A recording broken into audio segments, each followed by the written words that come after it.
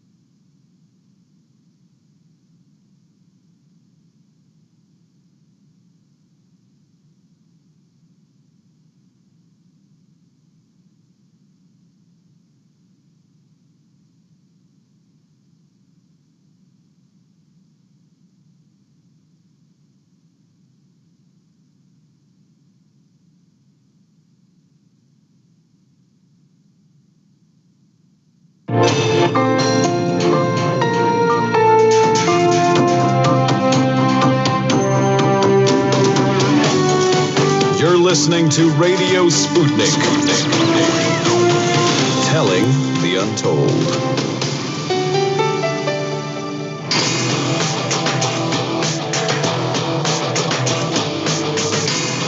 Fault lines.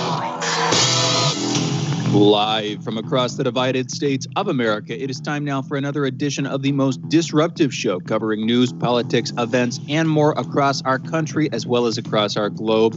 In the independent corner, I am your political analyst, Shane Stranahan. And in the left corner, I am the indefatigable, burning ember in the darkness, your political analyst, Jamarl Thomas.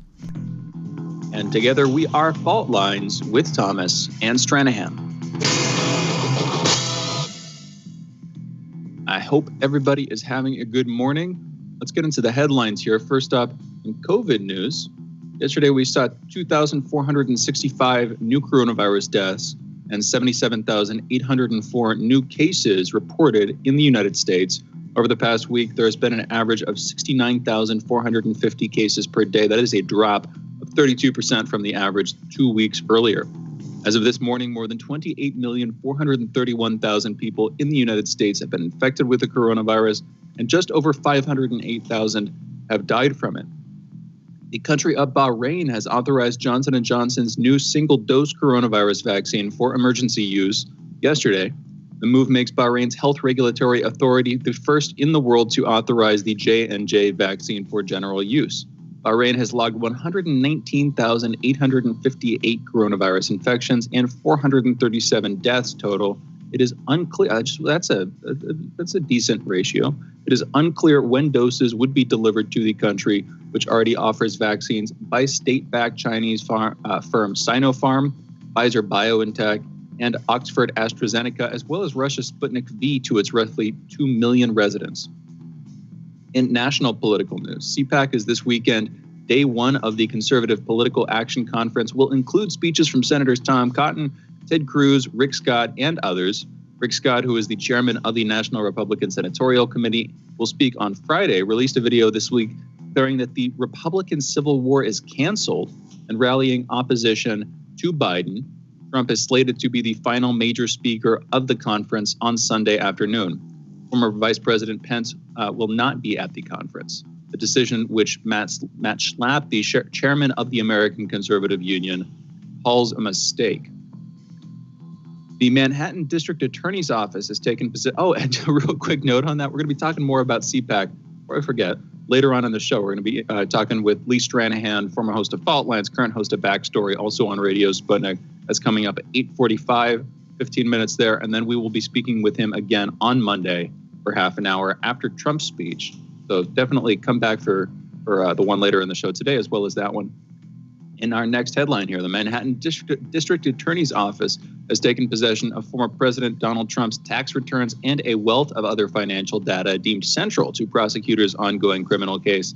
The transfer, involving millions of pages of records, occurred Monday after the U.S. Supreme Court rejected the former president's last-ditch bid to shield his information from the district attorney, Cyrus R. Vance Jr. Vance's investigators are currently evaluating whether the values of property assets in the Trump Organization portfolio were manipulated to gain tax advantages or favorable loans and insurance rates under false pretenses. This is just one of many investigations and charges brought against the former president. President Biden on Wednesday announced 3 nominees to fill vacant seats on the Postal Service's Board of Governors. The announcement came on the same day that the House Committee on Oversight and Reform held a hearing on how to address the post office's widespread service and financial problems.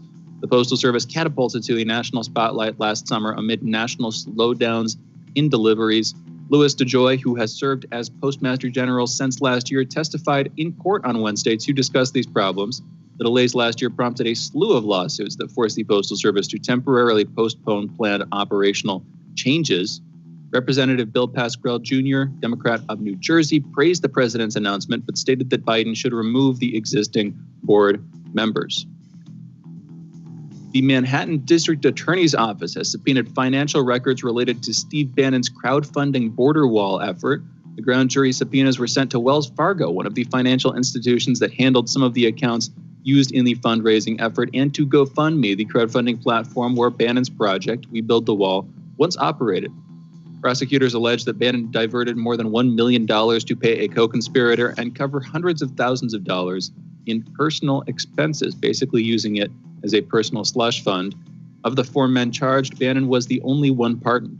Federal prosecutors are still pursuing criminal charges against the others who have all pled not guilty.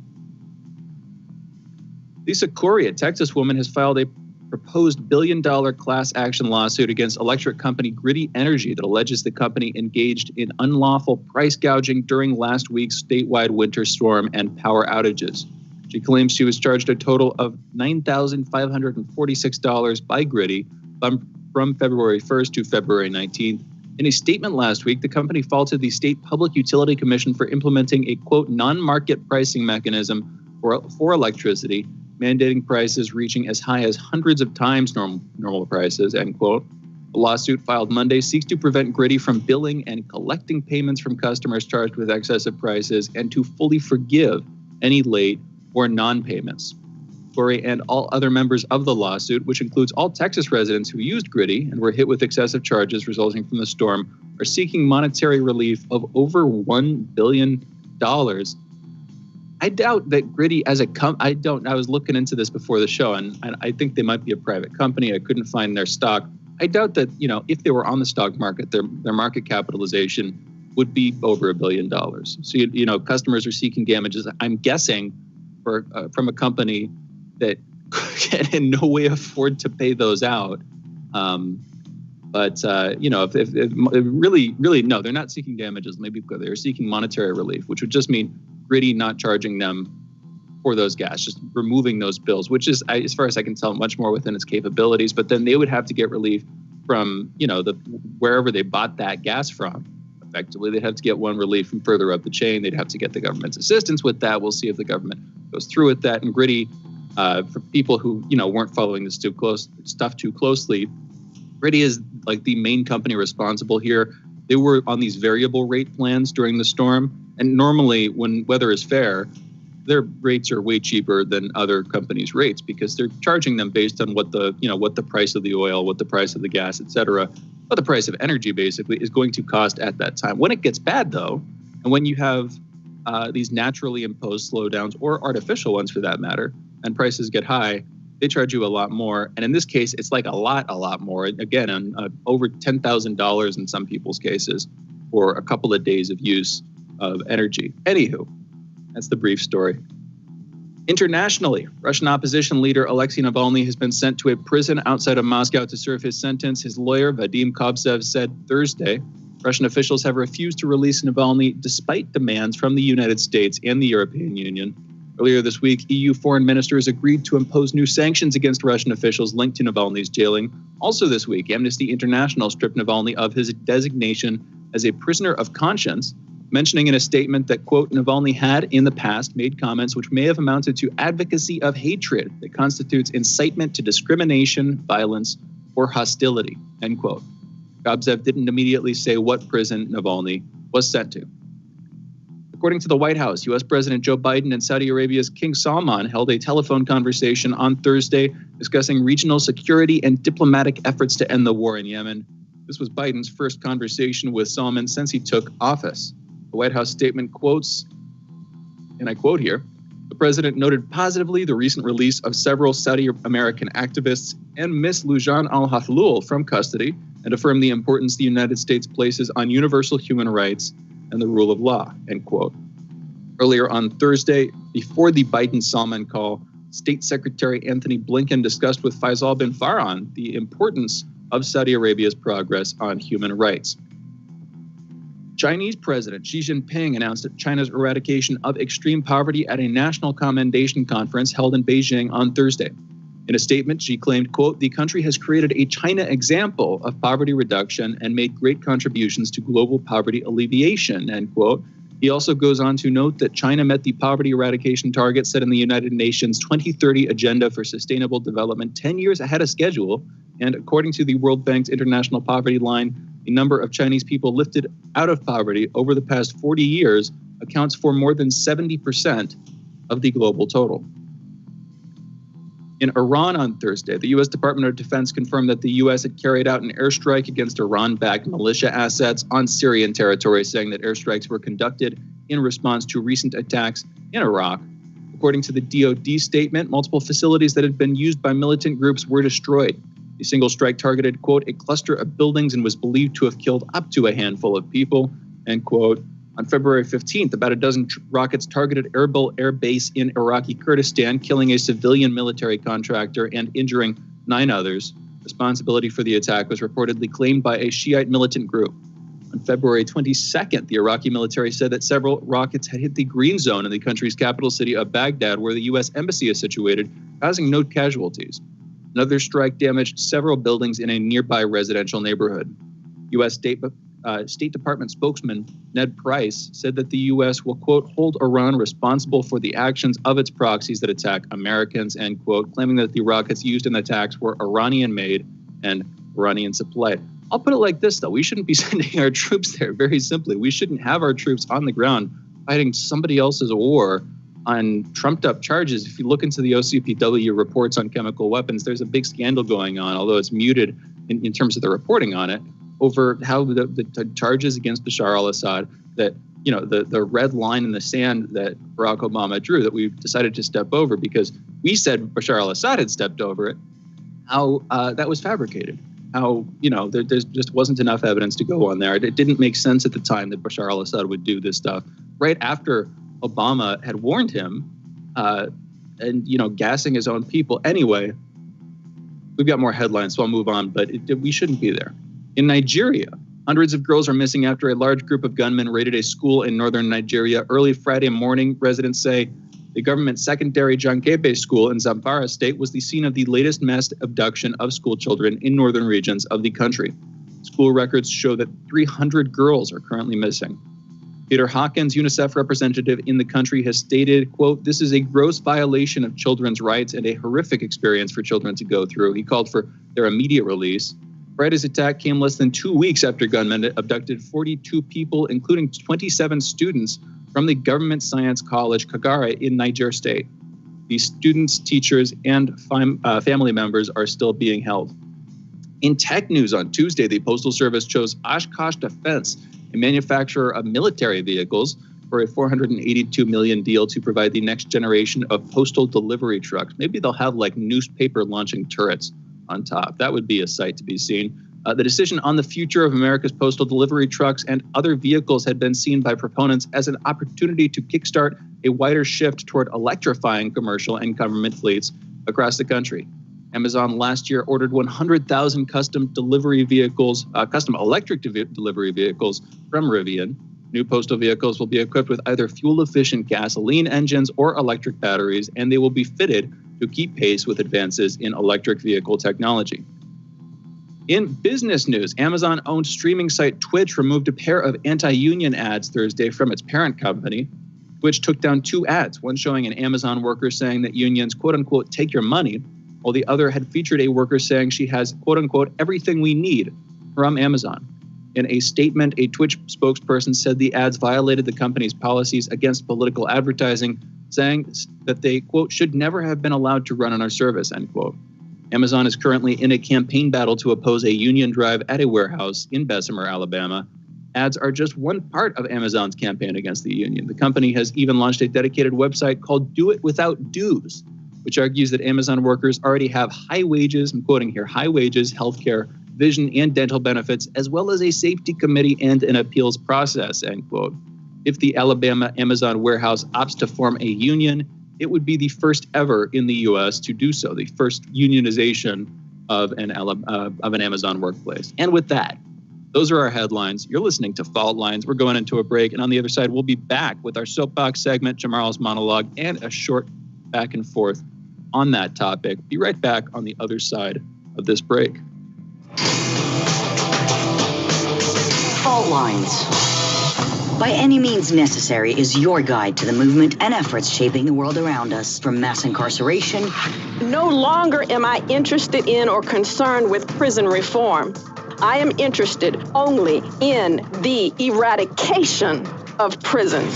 To the battle between police and water protectors. It was a pretty punishing disregard for the sanctity of human life, that unleashing water cannons on peaceful, prayerful water protectors. From efforts to protect the environment. The climate movement is ready to, with plenty of opposition research and force and strength, along with, the right of both science and morality, to fight them on this. To the movement for Black lives. When I first saw the Michael Brown video, and I saw that it clearly contradicted the narrative put forth by the Ferguson Police Department and by police supporters in general, 3 words came to mind: color me shocked. Stay tuned to By Any Means Necessary, 5 days a week here on Radio Sputnik.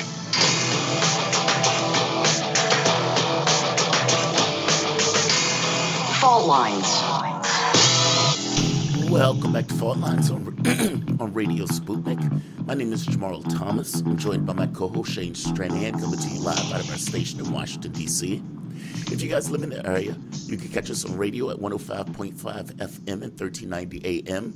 We're also in Kansas City at 102.9 FM and 104.7 FM.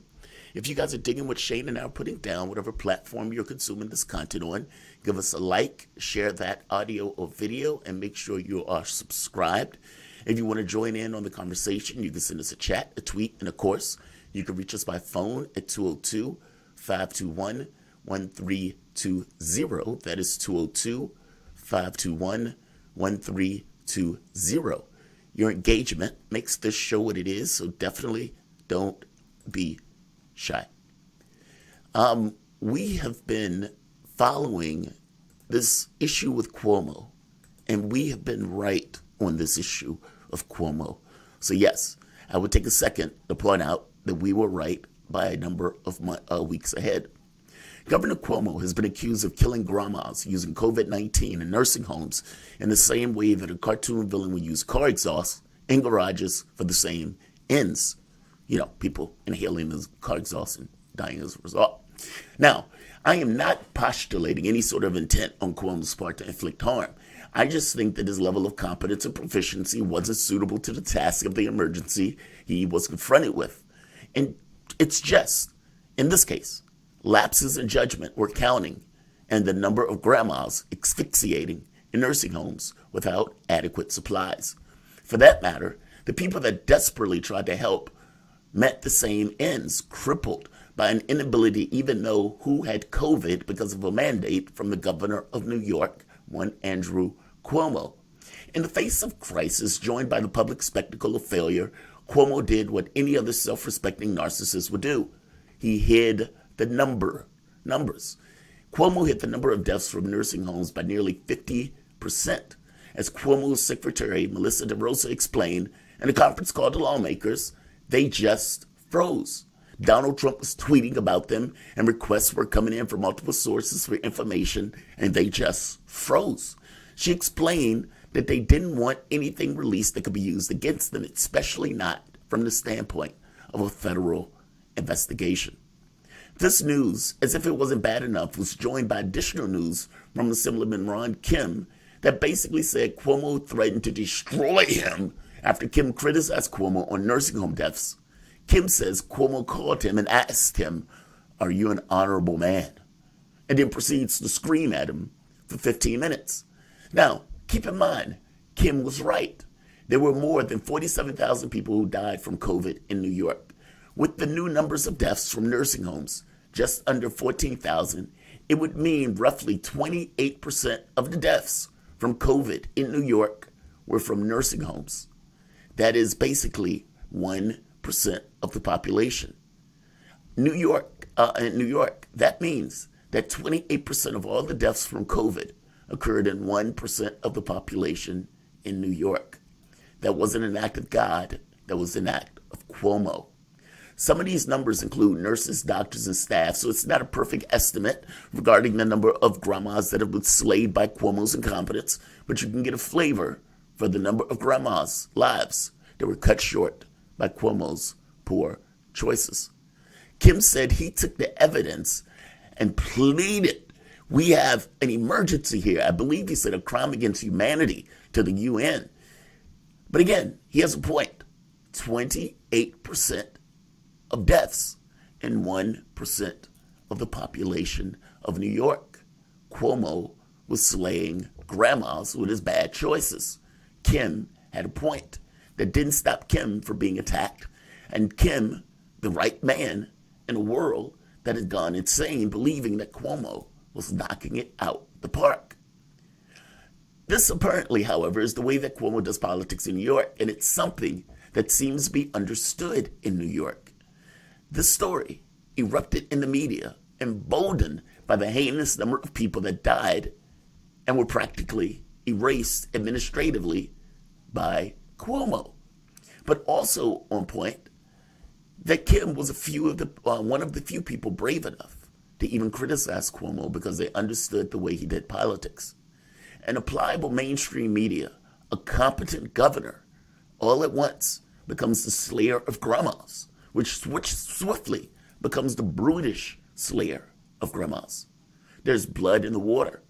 Cuomo has served for 3 terms and has created a ton of enemies, an apex bully in the state of politics that is littered with bullies. Unfortunately for Cuomo, it doesn't stop there. The recent debacle, a former aide has made explicit and detailed allegations that Cuomo has sexually harassed her, describing a pervasively creepy pattern of behavior that she described as making her nauseous. Lindsey Boland described her discomfort with Cuomo started in 2016 when her boss informed her that the governor had a crush on her. In an online Medium post, Boland notes that Cuomo, quote, will go out of his way to touch me on my lower back, arms, and legs. Boland says Cuomo, quote, has created a culture within his administration where sexual harassment and bullying is so pervasive that it is not only condoned, but expected. She continued, his inappropriate behavior towards women was an affirmation that he liked you, but you must be doing something right. He used intimidation to silence his critics, and if you dare to speak up, you would face consequences. Now, intimidation, bullying, this sounds a lot like Kim, which means that these things kind of dovetail within one another, or let's say dovetailed within one another, not to mention the killing of grandmas. These are not things that go over well, especially when you have the introduction into the story from the killing of grandmas into then he's a bully, and then into, oh my God, he's also a sexual harasser. There's even a scene that she mentioned with Cuomo showing her a cigar box saying, this is from the former disgraced President Bill Clinton. She took that as a hint of Monica Lewinsky. Boland was promoted to Deputy Secretary for Economic Development and Special Advisor to the governor, but resigned in the fall of 2018 after she started speaking up for herself. Basically, her speaking up for herself brought her at odds with the staff that was perfectly used to and accustomed to that particular bullying, intimidating, and apparently harassing behavior. People did contact her, though, one person describing living in constant fear of what would happen if she rejected the governor's advances. The other recalled the governor telling her to warn off members who upset him and they could be at risk of losing their jobs. Cuomo, of course, denies the allegation. I'll put it this way. Is it possible, to any degree that's possible, that a man that has demonstrated himself callous enough to cook the books on the number of dead people, to go and receive an Emmy, to write a book on leadership.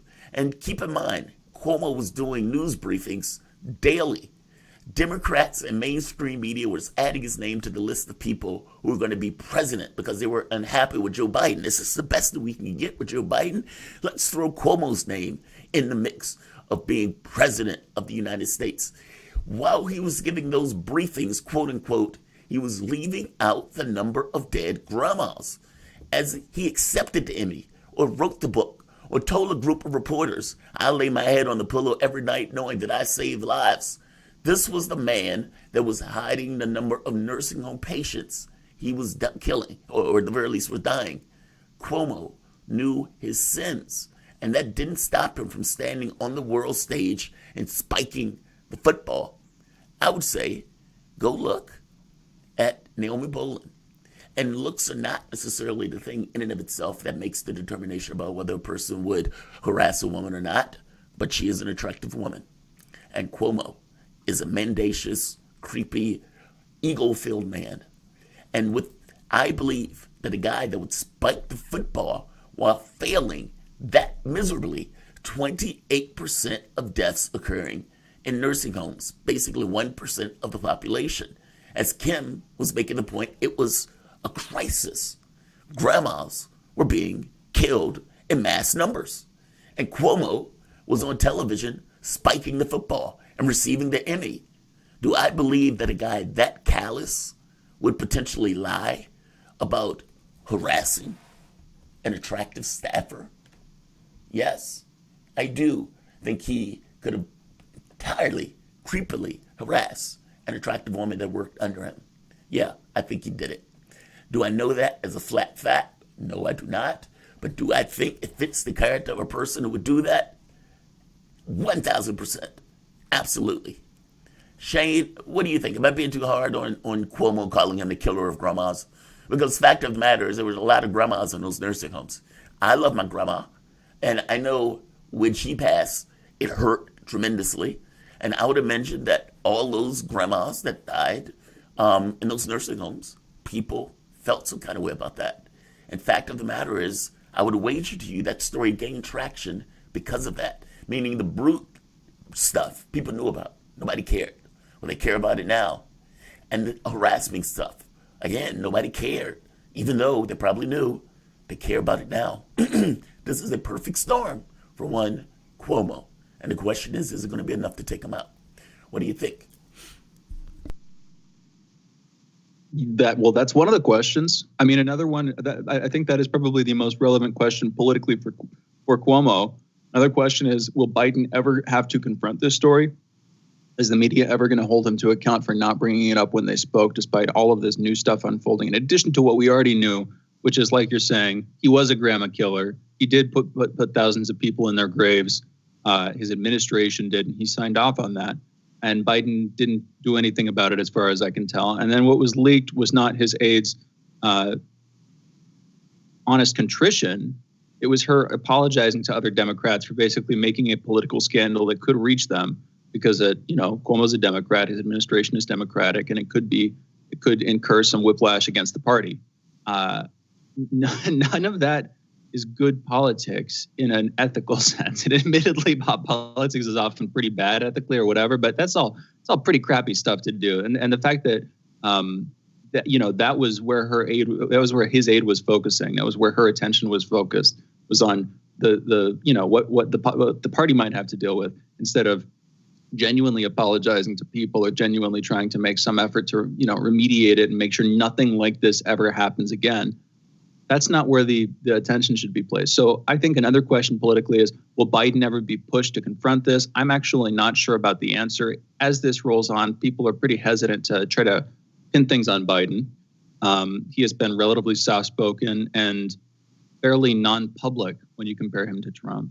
And so I don't think people's first instinct is going to be to try to link this to Biden, but I think for a lot of people it should be, because he's, after all, the president. He gave Cuomo hundreds of millions of dollars within a day of this story coming out a couple of weeks ago about the aide telling Democrats that they froze in place and were trying to hide from Trump's DOJ. I think more attention should be brought to whether Biden should have reprimanded him And then there is the question of how is this going to hurt the Democratic Party as a whole?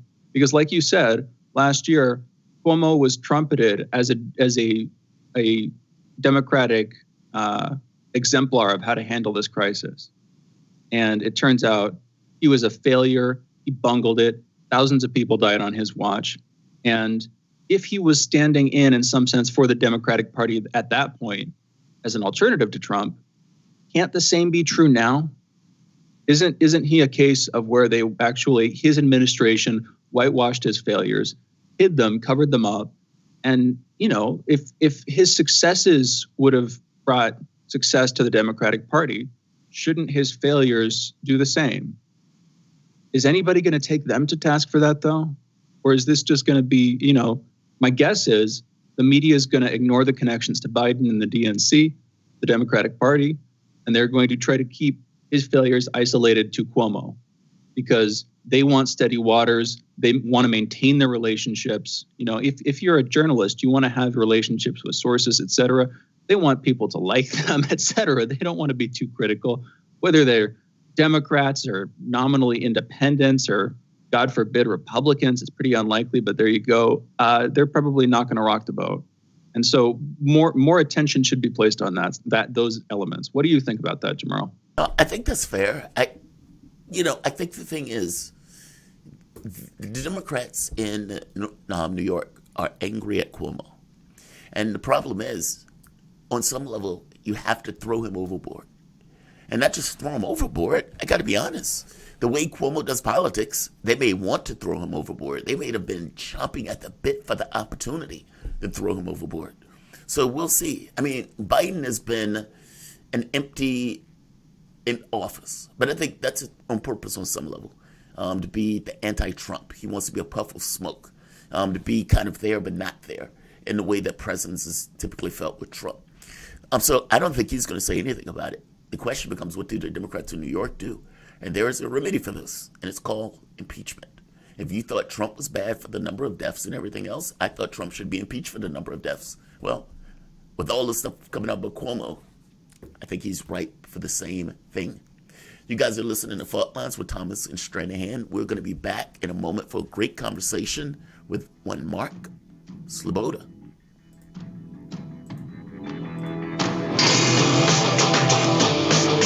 Fault Lines. You're listening to Radio Sputnik.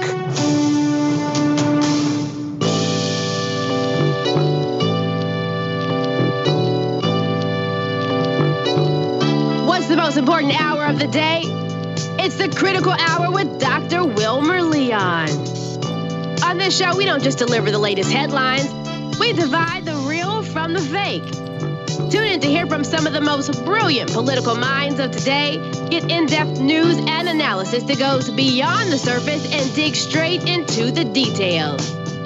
Set your clock to the Critical Hour for a news perspective unlike any of those other guys. Tune in to the Critical Hour with Dr. Wilmer Leon, weekdays 6 to 7 p.m. Eastern, and catch us on Facebook Live. You're listening to Radio Sputnik.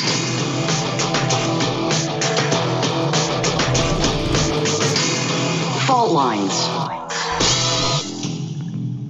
Welcome back to Fault Lines on Radio Sputnik.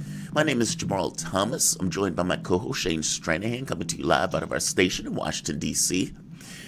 We were also the channel that covered what was taking place in Nagorno-Karabakh.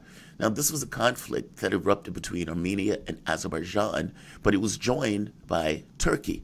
Now, Nikol Pashinyan, Prime Minister of Armenia, lost that war badly, and territory that Armenia liked to consider their own, Nagorno-Karabakh, was basically lost in a 6-week campaign where he suffered an embarrassing defeat, to put it mildly.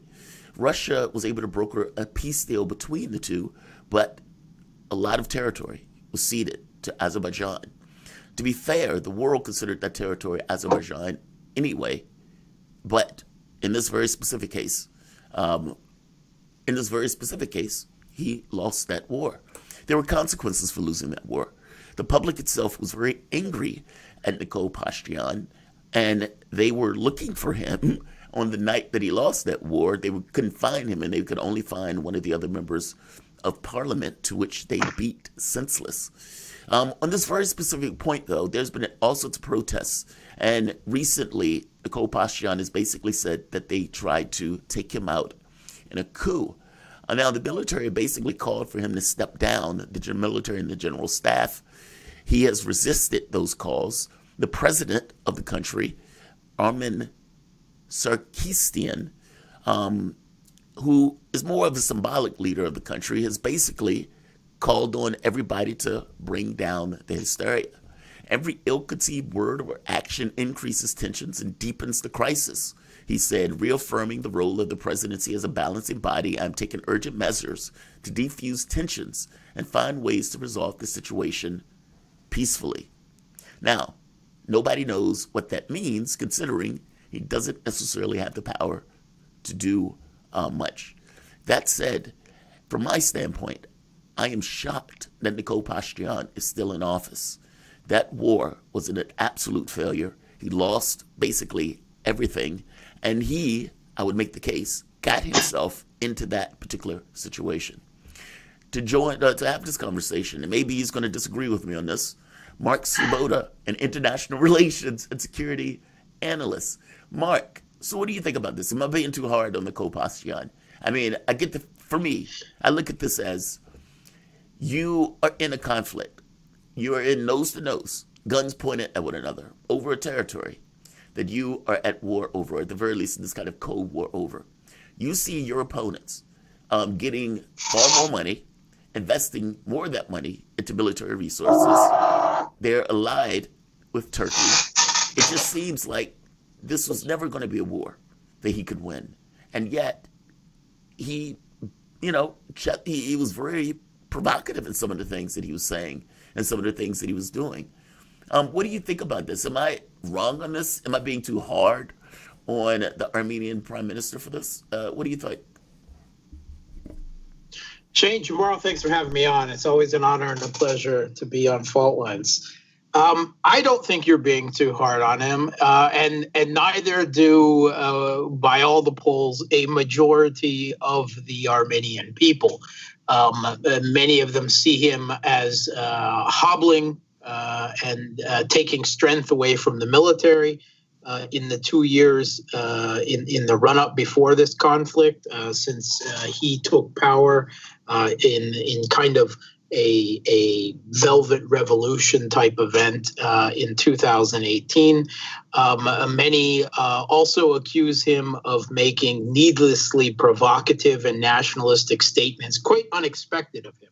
Many of his supporters actually expected him to cut a deal with Azerbaijan and return some or all of the occupied territories in Azerbaijan, the territories occupied by Armenia in the 1990s wars, in return for some type of autonomy and maybe a security corridor for the Armenian ethnic majority enclave of Karabakh, Nagorno-Karabakh. He didn't do these things. Instead, he was actually proclaiming Nagorno-Karabakh to be Armenia, to be a part of Armenia, something that no previous Armenian president or prime minister, had said, and which was regarded as extremely inflammatory to the situation by Azerbaijan. Yeah, that's kind of my point. So, what was he thinking? I mean, like this, Shane and I were getting into a back and forth on this yesterday. It just seems like that's bad politics all around. Like if you know that your intelligence should have been telling you, hey, they're spending a lot more money into weapons than we are. Your intelligence should have been telling you, hey, Turkey is working with them on this. Hey, maybe we shouldn't get into a war. You know what I mean? Like it seems like all of the information that would have been coming his way would have been telling him, don't be provocative. Settle. Find a deal. Because any military conflict at that point was going to come out on bad ends. And he should have known it was going to come out on bad ends based on the intelligence that he was getting. And he had offers for a deal. He should have. But he had no political experience. He had no geopolitical knowledge, if you will. He had no real military experience. He wasn't listening to his military leaders. And at the same time, he was doing his best to try to slowly nudge Armenia in the geopolitical direction of the West, while slowly moving it out of the geopolitical aegis of Russia that Armenia depends on for its security against Turkey and Azerbaijan both, not to mention its largest economic partner. So you can forgive the leadership in Azerbaijan seeing him doing this. And he was most likely, when he was making these statements, playing domestic politics, right? Trying to out-hawk the opposition on the issue without really realizing the consequences. And as he attempted to move away from Russia, and Russia, began to be a little, shall we say, displeased with him, Azerbaijan saw the opportunity. And I think they were right that Russia, I don't know if Russia ever would have interfered in the beginning, because the territory that was, for the most part, fought over was all in Azerbaijan. It was internationally recognized Azerbaijani territory, no matter that Armenia thinks it should be theirs. That's even separate from the issue of the Armenian majority ethnic enclave of Karabakh. We're talking about the occupied territories. But so I don't think he really had a real good political and geopolitical sense of the consequences of his words and his brushing off of the Azerbaijani leadership. And he paid the price badly. As to why he is still there today, well, there's a couple of reasons. One is that his party still has majority power in the Armenian parliament. So it's hard, politically to remove him, impossible according to the Constitution. But also there's a sense that the opposition probably doesn't want to take power at this moment. Because if they take power at this moment, then they're going to be related to all of the disastrous consequences of this last war, enacting a corridor across Armenia connecting the two parts of Azerbaijan. The turnover, the acceptance of the loss of Shusha or Shushi, the second city of Karabakh, and of course all the military dead. The opposition probably actually wants him to carry the ball, if he's carried it this bar, a little bit longer, and make sure that he takes the majority of the political damage out of this. But you have this problem that outside of the realm of the exact political players, you have all different type of institutions and bodies in Armenian civil society that are demanding that he step down for this loss and his role in provoking and leading to the situation. The Armenian Orthodox Church, extremely powerful, in terms of morals and ethics in the country, has demanded that he step down. The military, with the chief of the general staff, Onak Gasparyan, has now demanded that he steps down. A large number of the police brass in the country in the hours after that have also demanded that he step down. Unions have demanded that he step down. There's a whole chorus of voices at this point that want him to pay a price, want him gone for what they see as him as essentially the commander and the chief at the time, failing and failing badly, and perhaps even provoking the situation. But it's not quite clear who would take his place.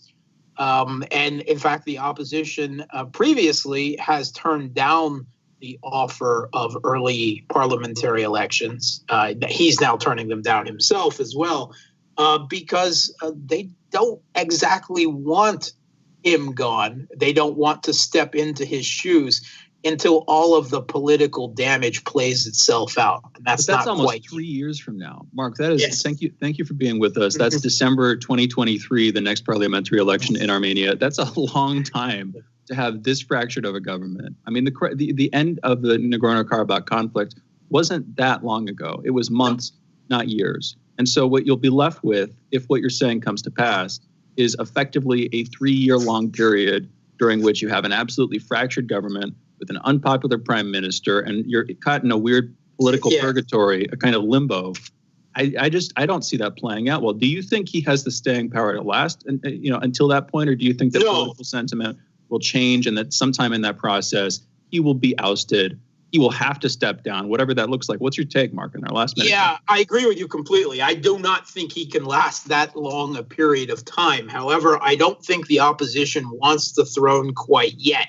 They will give him another few months, I think, at the least, or a year, by what they would prefer, before they get more vocally behind opposition calls for him to step down or step things up to the level of an actual coup or something of the sort. I think that they would prefer not to step into his shoes quite yet, but they certainly don't want to wait the whole entirety of his term either.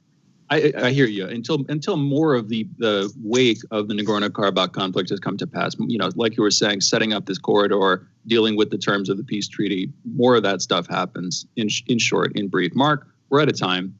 Thank you for joining us. For those listening, that was the voice of Mark Sloboda, international relations and security analyst. You can follow Mark on Twitter at MarkSloboda1. Find him on Facebook at facebook.com/Gramsci. Always an honor and a pleasure to have you on the show, Mark. You're listening to Fault Lines with Thomas and Stranahan. We're going into a break. We'll be back on the other side of this break in one short minute with our next guest, Danny Haifong, talking about Xi Jinping's call and successful move to end extreme poverty, also accusations of genocide against China. Again, you're listening to Fault Lines. We'll be right back. Fault Lines. Epidemics and pandemics could kill millions of people, and they actually did. Centuries ago, deadly outbreaks called the Black Death, the Plague of Justinian, and the Spanish flu ravaged countries, empires, and whole continents. Some of these diseases are still present around the globe. Others have become a thing of the past.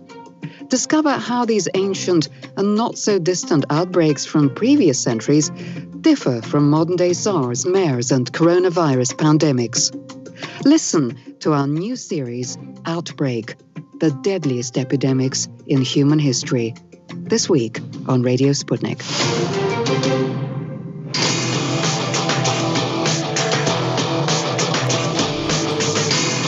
Fault Lines. Welcome back to Fault Lines on Radio Sputnik. My name is Jamarl Thomas. I'm joined by my co-host Shane Stranahan, coming to you live out of our station in Washington, D.C. Another story that we've been following is this notion of China and the, let's just say, calls of genocide that the United States government, in addition to Canada, has basically discussed. One of the things that we've been pushing back on that. At least I don't entirely buy that without more information that's available to it. And I think they're stretching that information or that word for political effect. One of the other side items, though, that didn't necessarily get as much fanfare, that should have gotten a lot of fanfare, is this indication that they got rid of extreme poverty. Now, I remember when this story first came out, but recently it's been getting that much more attention. LA Times was reporting the ruling Communist Party is celebrating the official end of extreme poverty in China with a propaganda campaign. I want to go back to that word for a moment. Praising President Xi Jinping, part of the regime's effort to cement his image as a history-making leader who is reclaiming the country's rightful place as a global power. This is another line. A decade ago, Chinese officials estimated that almost 99 million people still lived in annual income of less than 2,300 yuan, or $355 a person. China official definition of extreme poverty is income per person of 11 yuan, or $1.70 per day. That is lower than the World Bank's average of $1.90%. But the National Bureau of Statistics says that because of the differences in rural living costs, the Chinese standard is actually a bit higher. There's also this part. A full-scale propaganda campaign launched this month has filled state-controlled newspapers and airwaves with reports on the anti-poverty milestone and Xi Jinping's personal role in the achievement. They even go on to say the propaganda apparatus has been linking national successes to Xi Jinping, including fighting the coronavirus, China's rise as technology creator, and December's successful lunar missions to bring back moon rocks. Here's my question. Is it propaganda if those things just so happen to be true? They use propaganda so many times. I didn't count the number of times they used the word propaganda in this particular statement. But again, is it propaganda if it's true? He was the leader when they did all those things. They did plan to do those things. They were successful in the plans that they were pushing out to accomplish. They did show competence by dealing with the coronavirus in a way that we did not. 500,000 deaths. China has 3 times our population. It supposedly started there, and they have nowhere near that number of deaths or that many people infected. I'm making the point that how is it propaganda if it's true? And are we stretching the word propaganda to basically mean anything that is said by a foreign adversary that we don't particularly like? To discuss, we're joined by Danny Haifong, contributor at the Black Agenda Report and co-author of America Exceptionalism and American Innocence, A People's History of Fake News. Danny, what's going on, man? Thank you for joining us. Thank you so much for having me, especially on this topic. Absolutely. So I was going through the LA Times article, and I was shocked by the number of times they said propaganda. They said it over and over and over again. And I'm looking here like, well, wait a minute. You admit that their numbers are higher than the World Bank's number. You admit that they did what they said they were going to do. You admit that they planned to do it, meaning it wasn't happenstance. They didn't accidentally stumble over it. It was conscious will, conscious intent. You admit that they were successful in this notion of becoming a financial center, of getting rid of poverty or eliminating extreme poverty, of trying to mend the gap between the poor and the rich in order to cut down on hysteria. You admit they did these things. So at which point does this become propaganda? Just because they're associating with Xi Jinping? I mean, that's an astonishing thing that they keep saying. It's like if we use the term over and over enough, it would just become true. What are your thoughts on this particular article? Well, not that article, but the issue of China getting rid of the poverty, and even the way that the United States is even looking at this and talking about this. Exactly. Well, let's look at the numbers, and especially the numbers that the LA Times, and this is a common theme when the corporate media talks about poverty alleviation in China. So the whole notion that China's measure of poverty, extreme poverty, is lower than the World Bank's is actually based on a fallacy that is based on U.S. dollar hegemony, in that the World Bank measures extreme poverty through the U.S. dollar regardless of currency. So what China does is they actually measure it by purchasing power parity. How much can people in China purchase a basket of certain goods based on the measure of their own currency?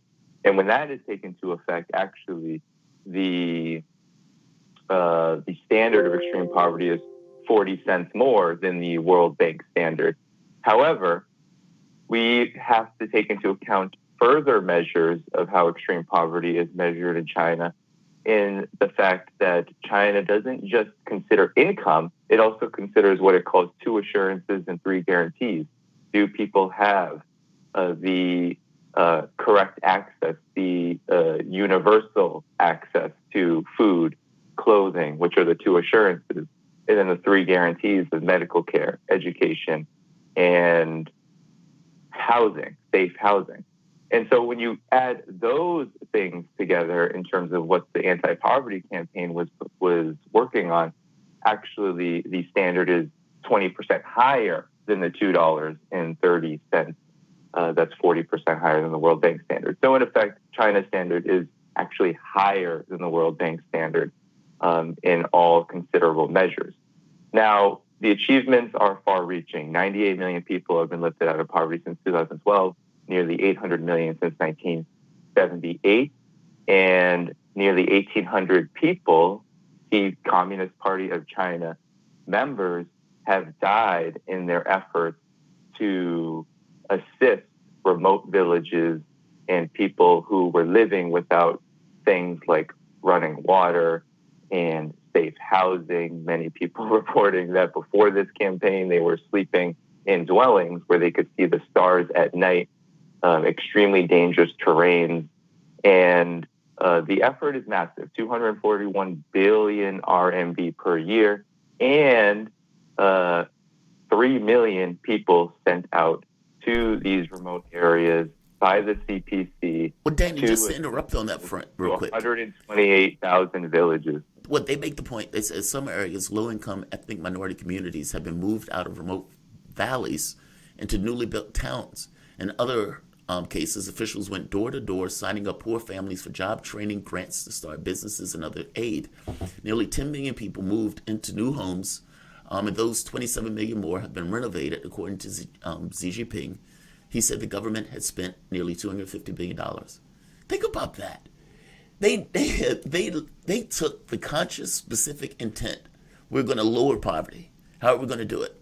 We will go door to door if necessary to eliminate poverty. We're going to give people businesses. We're going to give people job training, and we're going to go into these valleys of poverty, and we're going to do it. That's astonishing. That's astonishing. I'm sorry, Shane, please take it. It's just like they took a specific action to get rid of something that was a plague in their society. That is a positive thing. That is a positive attribute. And instead of screaming that that's propaganda, we should be trying to figure out how they did it. That's all. That's all. That's nearly, again, about 100 million people there. That's a huge number. A bit under a third of the entire United States population over the course of just the last couple of decades pulled out of this stuff. Danny, what comes next? I'm guessing the long-term push here is to move from a focus on extreme poverty to poverty simply. Am I right there? Yes, it's going to be a focus on relative poverty and making sure that those who are taken out of extreme poverty do not fall back into poverty. So, China has a goal of becoming a moderately prosperous society, eventually leading to a society that is fully prosperous and able to eradicate poverty altogether. So those are the goals. 2050 is the big measure for all of this. But, in effect, this is not over. And no one in China, despite the celebrations, who is working on this campaign believes that the fight is over. However, what's so interesting about this is that while China is always placed under a lens of skepticism by the United States, the corporate media, and the various geopolitical powers who, have ambitions to weaken China, the world really can learn a lot from this effort, especially in the sense that, every country, depending on its development status, has varying approaches and has kind of a varying jumping off point of how to address poverty. The United States is actually, poverty has been increasing since the pandemic. And when you look at standards, the United States is the richest country in the world with the GDP per capita nearly 6 times higher than China's. Yet there is no effort to alleviate poverty. And if we take into account just how different the currencies are, China is investing far more in this kind of work than the United States is, despite the United States' bloated overall federal budget. But mainly that goes to things like the military and things, like tax breaks for the rich. And to be clear, the United States has its own issues still to this day with extreme poverty. honestly having a little bit of a hard time finding the numbers. Last I saw was about 636,000, but that's decades ago that number is from. And it seems like we haven't been doing as many good studies on that recently as we could or should.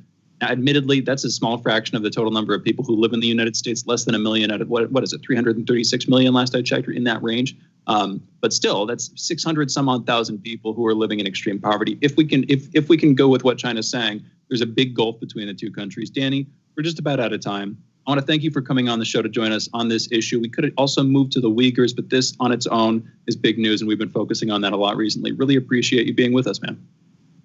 Thank you. For those listening, that was the voice of Danny Haiphong. Danny is a contributor at the Black Agenda Report and the co-author of American Exceptionalism and American Innocence, a people's history of fake news. You can follow Danny on Twitter at Spirit of Ho, on patreon.com/Danny Haiphong, and read his work at blackagendareport.com. You're listening to Fault Lines with Thomas and Stranahan. We're going into a break. We'll be back in a minute with headlines and the last 2 hours of this show this week. Be right back.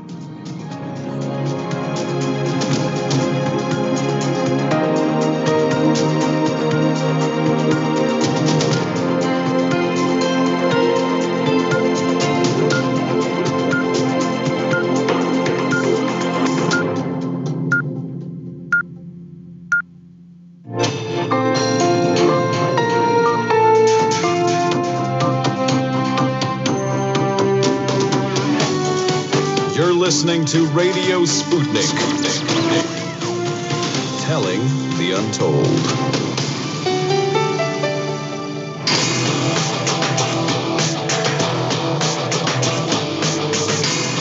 Fault Lines. Live from the divided states of America, welcome to your daily inoculation for propaganda. In the left corner, I am the indefatigable, the ever-vigilant, the last antibody to the sick and seizing political system, your political analyst, Jamarl Thomas. And in the independent corner, I am your political analyst, Shane Stranahan. And that would mean, unless you are in some kind of alternate reality, and even then it will be Fault Lines, that you are listening to Fault Lines with Thomas and Stranahan. Yeah, that doesn't work. Even if you're in an alternate reality, it'll still be Fault Lines, even if it's not you and me, me and, Methuselah, whoever. So I need to find another way of thinking about that. It would be the Fault Lines in like dimensional cluster 2-AXY or something like that. Right. That's right. It's a Rick and Morty version of it. All right, let's get the headlines.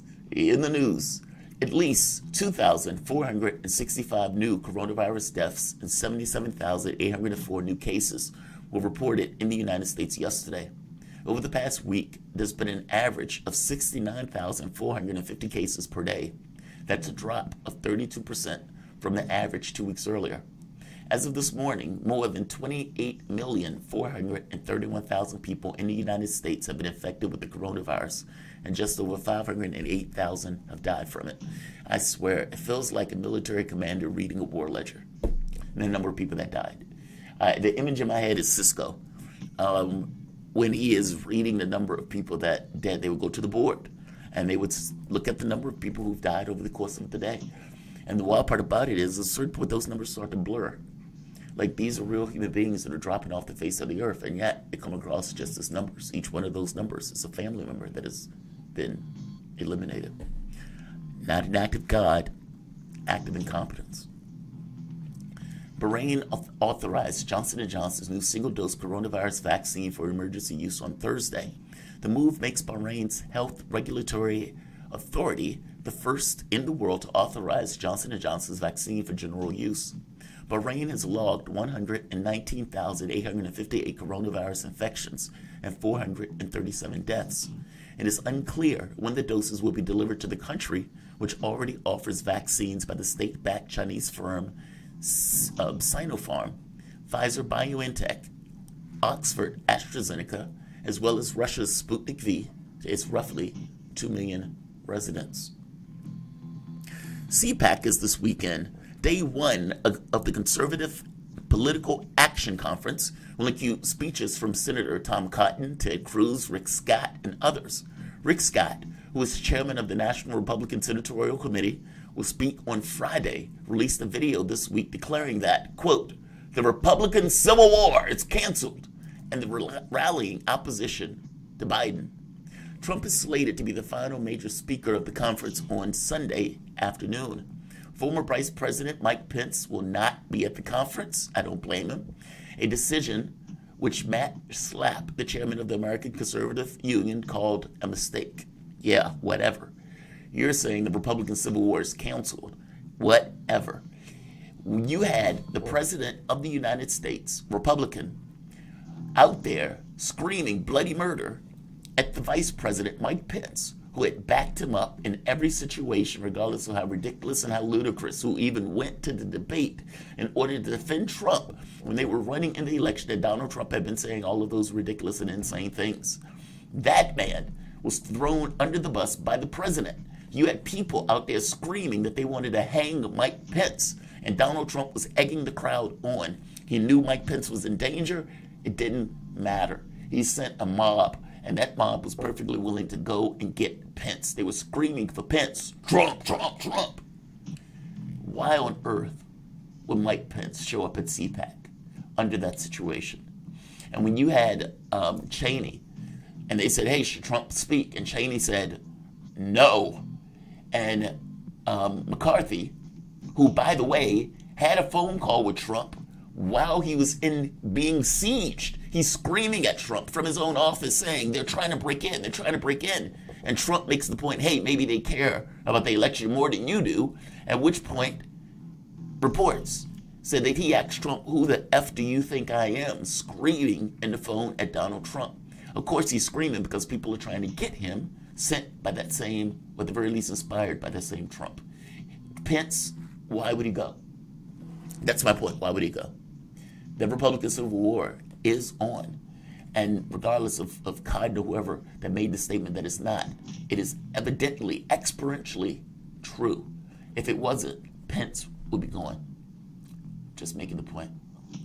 The Manhattan District Attorney Office has taken possession of former President Donald Trump's tax returns, VATs, and a wealth of other financial data deemed central to prosecutors' ongoing criminal case. The transfer, involving millions of pages of records, occurred Monday after the U.S. Supreme Court rejected the former president's last-ditch bid to shield his tax information from the District Attorney of Manhattan, Cyrus R. Vance, Jr. Vance's investigation is currently evaluating whether the values of property assets in the Trump administration, in the Trump organization's portfolio, were manipulated to gain tax advantages of favorable loans and insurance rates under false pretenses. This is just one of many investigations and charges brought against the former president. And by the way, this is also expanded into, what is his name? Jesus Christ, I can see his face, but I can't think of his name. Basically, Trump's person, the person who was helping Trump along in the campaign the first time around. The name will come to me as I read it further. President Biden on Wednesday announced, I could see his face so clearly, and the name is not coming to me. But let's keep going. President Biden on Wednesday announced 3 nominees to fill vacant seats on the postal board of governors. The announcement came on the day of the House Committee on Oversight and Reform held a hearing on how to address the post office's widespread service and financial problems. The Postal Service capitulated to the national spotlight, or was catapulted into the national spotlight last summer amid nationwide slowdowns. Louis DeJoy, who has served as Postmaster General since last year, testified in court on Wednesday to discuss these problems. The delay last year prompted a slew of lawsuits that forced the Postal Service to temporarily postpone planned operational changes. Representatives Bill Parcell, Jr., Democrat of New Jersey, praised the president's announcement, but stated that President Biden should move the existing board members. Yes, fire DeJoy. Fire DeJoy. Why wouldn't you fire DeJoy? This is one of the things that aggravates me about Democratic politics.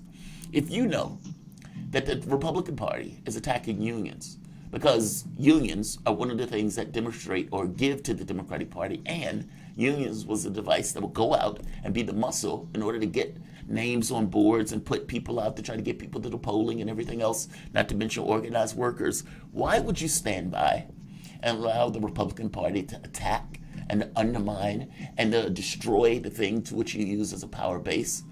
The same thing is true from the standpoint of Souls to the Polls or the Voting Rights Act. All of these things were things that Democratic voters relied upon in order to get them to polling locations, or for that matter, get support out. And yet, the party would stand by and allow those things to be undermined, or for that matter, destroyed, which makes their ability to get in office that much worse.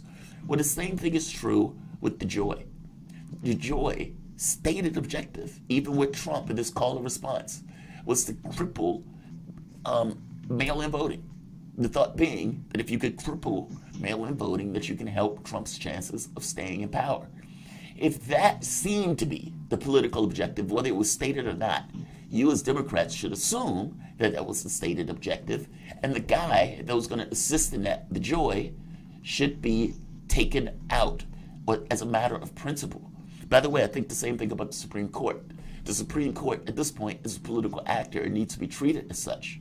You may not be able to vocally say that you're treating the Supreme Court as a political factor, but whether you say it or not, you should. DeJoy needs to be treated in the same way, and as such, all due powers need to be taken to get him out of that seat and put somebody in that will, A, rejuvenate the post office, but definitely not attack it. So that's, just basic politics. You support the thing that's protecting you, and you undermine the thing that's not. Republicans get it, which is why they attack unions and attack the post office and attack these other things. Democrats, not so much. Steve Bannon, that's his name. That's the name I was looking for. Thank you. The Manhattan District Attorney's Office has subpoenaed financial records related to Steve Bannon's crowdfunding border wall effort. The grand jury subpoenas were sent to Wells Fargo, one of the financial institutions that handled some of the accounts used in the fundraising effort, and the GoFundMe, the crowdfunding platform where Bannon's project, quote, "We build the wall," unquote, operated. But once operating, prosecutors alleged that Bannon diverted more than $1 million to pay a co-conspirator and cover hundreds of thousands of dollars in personal expenses. Of the 4 men charged, Bannon was the only one pardoned. Federal prosecutors were pursuing criminal charges against the others, who have all pled not guilty. Lisa Corey, a Texas woman, has filed a proposed $1 billion class action lawsuit against electric company Griddy Energy that alleged the company engaged in unlawful price gouging during last week's statewide winter storm and power outages. That wasn't price gouging, that was called being a good capitalist, as I see it. She claims she was charged a total of $9,546 by Griddy from February 1st to February 19th. In a statement last week, the company faulted the State Public Utility Commission for implementing, quote, a non-market pricing mechanism for electricity mandating price reaching as high as hundreds of times the normal price, unquote. The lawsuit filed Monday seeks to prevent Griddy, quote, from billing and collecting payments from customers charged with excessive prices, unquote, and to, quote, fully forgive any late or non-payments, unquote. Corey and all the other members of the lawsuit, which includes Texas residents who use Griddy, were hit with excessive charges resulting from the storm, are, quote, seeking monetary relief of over $1 billion. Very interesting. I hope she gets it. There is no reason that anybody should have to pay that much for electricity. Period. Russian opposition leader Alexei Navalny has been sent to a prison outside of Moscow to serve his sentence, his lawyer, Vadim Kobes, said Thursday. Russian officials have refused to release Navalny despite demands from the United States and European Union. Early this week, the EU foreign minister agreed to impose new sanctions against Russian officials linked to Navalny's jailing. Also this week, Amnesty International stripped Navalny of his designation as, quote, prisoner of conscience, unquote, mentioning in a statement that Navalny had in the past made comments which have been amounted to advocacy of hatred that constitutes incitements to discrimination, violence, or hostility. Kobus did not immediately say what prison Navalny was sent to. Shane, what do you think about this? So Amnesty International realized, oh wait, this is a horrible guy. Maybe we shouldn't necessarily be going to the mat for him on this. Also, I would love for Russia and China to basically pass sanctions against Britain for arresting and locking up Julian Assange as basically a political prisoner. And that all of these countries say, hey, you shouldn't be locking up Julian Assange like that. We're going to pass sanctions on you for having Julian Assange. That never happens. That never happens. And yet, this is what we do constantly. I mean, how are we passing? This is an eternal matter to Russia. That's all. Like, that's the way I see it.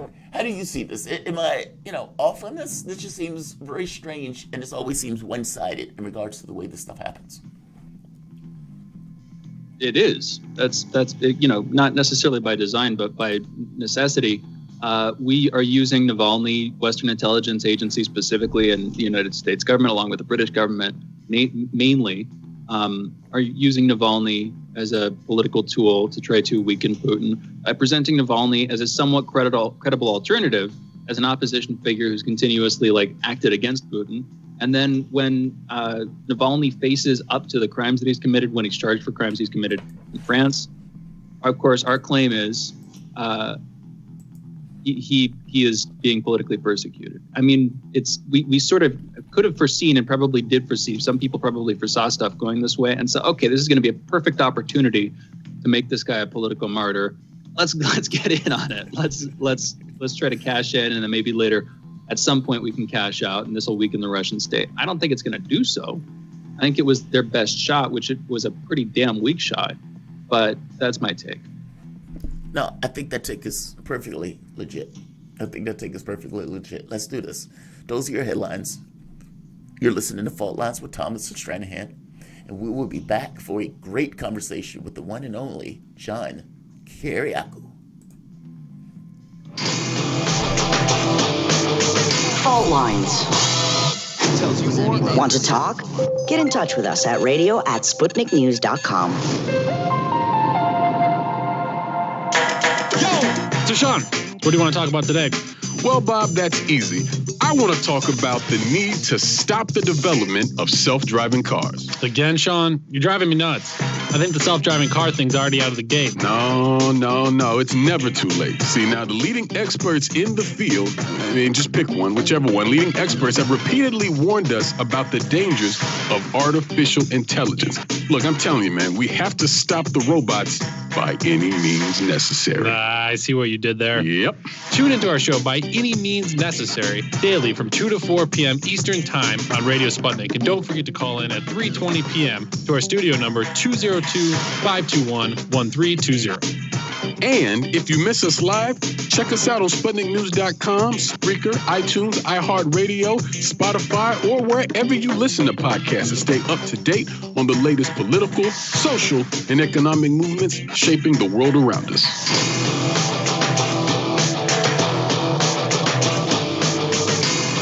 Fault Lines. Welcome back to Fault Lines on Radio Sputnik. My name is Jamarl Thomas. I'm joined by my co-host Shane Stranahan, coming to you live out of our station in Washington, D.C. If you guys live in the area, you can catch us on radio at 105.5 FM and 1390 AM. We're also in Kansas City at 102.9 FM and 104.7 FM. If you guys are digging what Shane and I are putting down, whatever platform you're consuming this content on, give us a like and share that audio, video, and make sure you subscribe.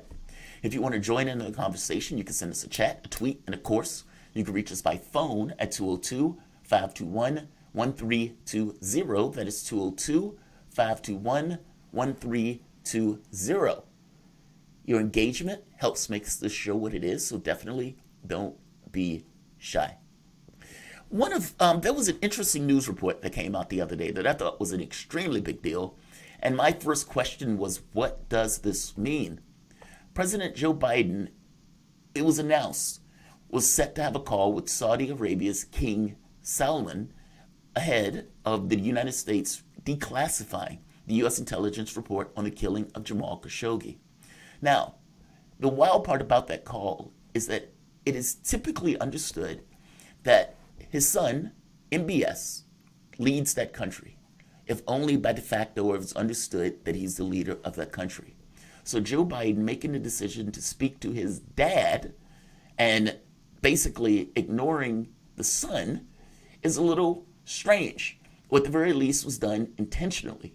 It's almost as if it's an experiential reprimand, a scorning, almost talking to his dad in lieu of talking to the son who's supposed to be the leader of that country. This is a major detail. On one hand, Biden seems to be deprioritizing the relationship with Saudi Arabia. On the other hand, in a significant reversal to Donald Trump's sycophancy, Biden is directing the United States to acknowledge leadership away from the son, but basically to the father, who is still king despite the fact that it is understood that Crown Mohammed bin Salman is the one running the country. Now, the relationship with the United States, or let's say the importance of the relationship with the United States of Saudi Arabia, may entirely depend upon the process of oil and how important oil is to us. And I got to be honest, with the expansion of electricity and the expansion of the electricity grid that Joe Biden is talking about putting in, especially from the standpoint of electric cars, batteries, and those type of things, it seems that the relationship with Saudi Arabia has just gotten potentially a bit too expensive. Whether it's bin Salman crucifying people, imprisoning others for their offenses like driving, indiscriminately murdering with American weapons, and for that matter, Yemen, or whether it's the deboning and cutting up of Jamal Khashoggi as his fiance stands outside the embassy waiting for her man. All of these things have gotten to the point where the relationship between Saudi Arabia has apparently gotten too expensive for one Joe Biden. And the question is, what does it mean that he is eschewing MBS in lieu of speaking to his father? And does that mean that there may be a leadership shakeup in Saudi Arabia? The person who is great to talk to on this, and we're fortunate to have him, is former CIA officer, co-host of The Backstory on Radio Sputnik, and author of books including The CIA Insider's Guide to the Iran Crisis and The Reluctant Spy, one John Kiriakou. John, welcome to the show, man. Thank you for joining us. Thanks for having me, Jamarl. Good morning. Good morning. Absolutely. Now, how do you see this relationship? I mean, because it seems so conspicuous that Joe Biden is going to talk to his dad. He's going to talk to his dad. And it came across as if he's talking to his dad about the things that the son was doing, about the things that basically we did not necessarily like. What are your thoughts on this? I mean, that's somewhat provocative, right?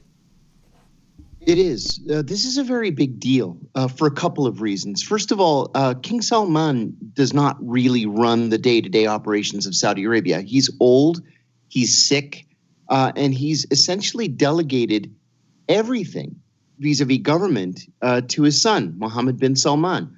And Mohammed bin Salman is not our guy. His cousin, Mohammed bin Nayef, who had been crown prince until Mohammed bin Salman overthrew him, was our guy. He was the head of first counterterrorism and then intelligence for the Saudi government. He's the recipient of the highest award that the CIA can offer. And it was just sort of a natural progression for him to be named crown prince. He was crown prince for only a year before Mohammed bin Salman overthrew him, arrested him, confiscated his money, and he's still being held in captivity in Saudi Arabia. So you have this activist crown prince who's not seen by the United States as legitimate, running the show and getting no pushback at all from the Trump administration. So he feels free to order the kidnapping, murder, and dismemberment, as you said, of Jamal Khashoggi, who was a U.S. resident alien. He was a green card holder. Finally, the Biden administration just decided enough is enough. We have to start pushing back. Now, we're not going to be in a position to order, to demand, to insist that Mohammed bin Salman be pushed out, but at least the White House can make their chagrin known by telling the king directly, we just don't like your son, and we don't want to deal with him. Well, wait a minute. How much influence? John, thank you for being with us. Well, let me just. I'm sorry. Can you say that again? Well, just one more question. How? To what end? I mean, if Biden is having a conversation with the dad, I mean, I guess what I'm asking is there enough soft power influence in the way that the United States operates its affairs, especially in Saudi Arabia? And does Saudi Arabia need the United States' help, assistance, that much to stay in power, where he could be pushed out? Or at this point, there's no chance of that. I just think it's weird that he's talking to the dad. And if he's talking to his dad, he's talking to him for a reason. And I don't think it's just entirely for the optics of a reprimand. I think it could be this kind of signal that we don't like him. And not just we don't like him, maybe you need to do something about him. That's what I'm asking. Is this a shakeup? I agree with all of it up until the very end. And it's because that would be seen as a coup. First of all, the Saudis need us more than we need them. The Saudis are absolutely petrified of Iran, and they need for us to be there to protect them, just like they needed us to be there to protect them from Saddam Hussein's Iraq.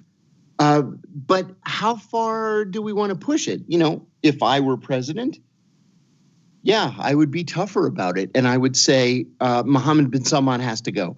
But there's no precedent for that. We've never demanded such a thing before. Certainly, there have been kings and crown princes that have been overthrown internally.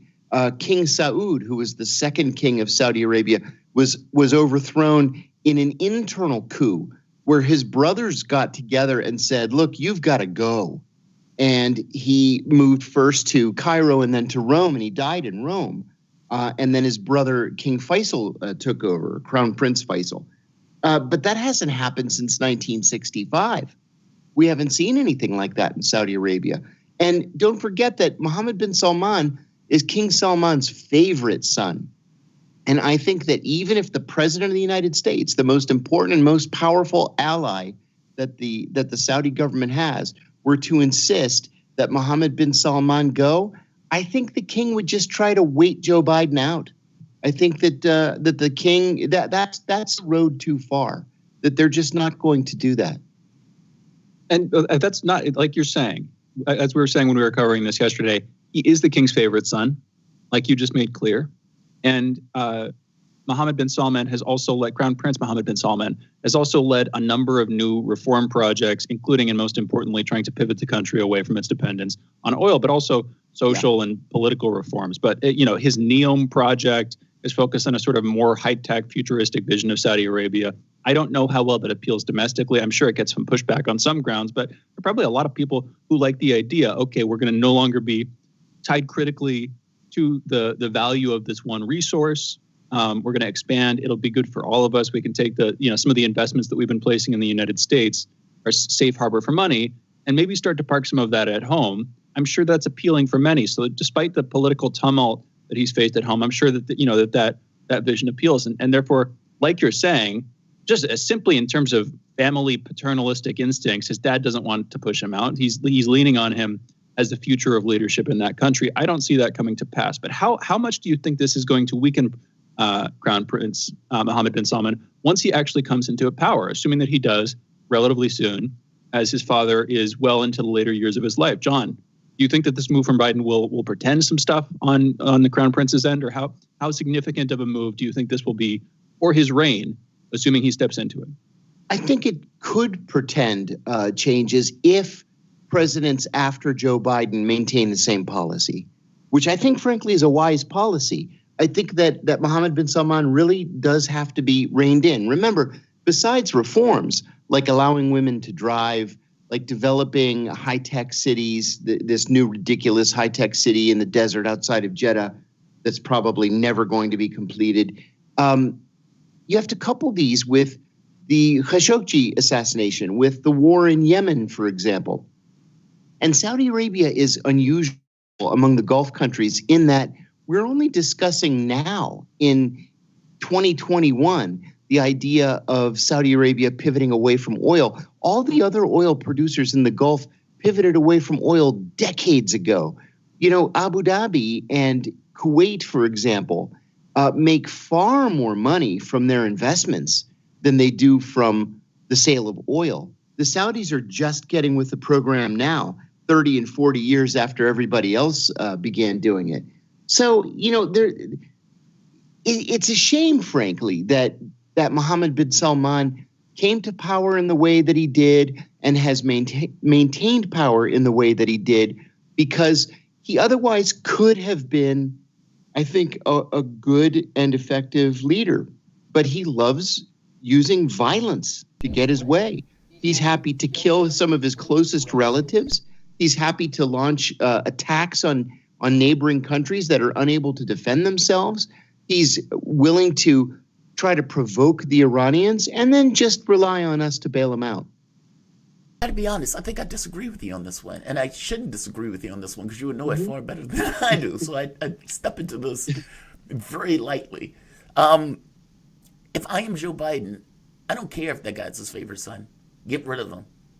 And the reason that I'm saying here is if you're Joe Biden and you're looking at this, you're like, these guys are fighting a war in Yemen that's blood-soaked. My legitimacy from the standpoint of the United States is hurt by this guy being there, being able to murder Khashoggi in this way and just get away with it, by the relationship that he had with Trump. And at the end of the day, he's still just a crown prince. That regardless of whether or not he's seen as the ruler in regards to this kind of way that he operates, I would argue from a political standpoint that doesn't matter. He's still a crown prince. The king is still the king. Even if the king doesn't necessarily work on the day-to-day operations, he is technically still king. And it's not a coup to get rid of Salman in this sense, or at the very least from a politics thing of it. You don't have to claim it as a coup because he's not king. I guess that's the point I'm getting at. He was able to get rid of his brother by throwing his brother in prison and everything. Fair enough. He can be held to the same standard. Or can he? I mean, it wasn't called a coup when he got rid of his brother, did he? Was it? His cousin. His cousin. Yeah, it was called a coup. I don't disagree with you, Jamarl. Like I say, if it was up to me, I'd love to overthrow Mohammed bin Salman. But what you're talking about is going to necessitate a bullet to the back of the head. And that's not the way the Saudi royal family operates. They've got this thing called the family council. It's made up of 10,000 male members of the royal family. And there's a core constituency of 1,000 senior royals. So anytime there's a change, there's a death, let's say, of a king or a crown prince, the family council will meet and they'll agree. Consensus is a very important word in Saudi Arabia. They'll agree on whoever it is should become king or crown prince. Well, they agreed that Mohammed bin Nayef be the crown prince. And he was crown prince for 1 year. Like I said, he totally ran the country, which thrilled the United States and the NATO allies. We've been working with this guy for 40 years. Everybody knows and loves him. And the next thing you know, he's under arrest, under threat of death. His money's been confiscated. His children have been put under arrest. And Mohammed bin Salman declares himself crown prince. There were two senior royals who protested. One had his plane shot down mysteriously near the border with Yemen, and the other was killed in a one-car accident in the desert, again, mysteriously. Wow. Yeah, so Mohammed bin Salman has meant business, and nobody's challenged him. Yeah, he wanted to, I can see why. They're probably terrified to do so. All right, and I'm curious about whether or not his dad could even rein him in at this point. I mean, that's the fascinating thing to me. I think that if he wanted to, the answer is no. Wow. He doesn't want to, but even if he did. That is profound. All right, let's do this. I have to take you out. Salman is old. Yeah, he's old. He's sick. Tired. This story is just so fascinating to me. But the voice that you guys are listening to is former CIA officer, co-host of The Backstory on Radio Sputnik, and author of books including The CIA Insider's Guide to the Iran Crisis and The Reluctant Spy, John Kiriakou. You guys are listening to Fault Lines with Thomas and Stranahan. We'll be back in a moment, still with John.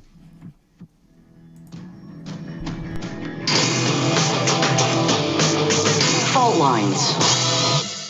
We are above all the latest developments, and we don't take any sides. Radio Sputnik, telling the untold. Feeling kind of blue, but maybe also kind of red, and kind of purple, and kind of alone? You've got a friend on Radio Sputnik. Tune into Political Misfits from 12 to 2 Eastern Time, Monday through Friday, for news, politics, and culture without the two-party bias. Catch us daily on 105.5 in Washington, D.C., or 102.9 or 104.7 in Kansas City. Or find us on Twitter, Facebook, YouTube, Spotify, or wherever you get your news.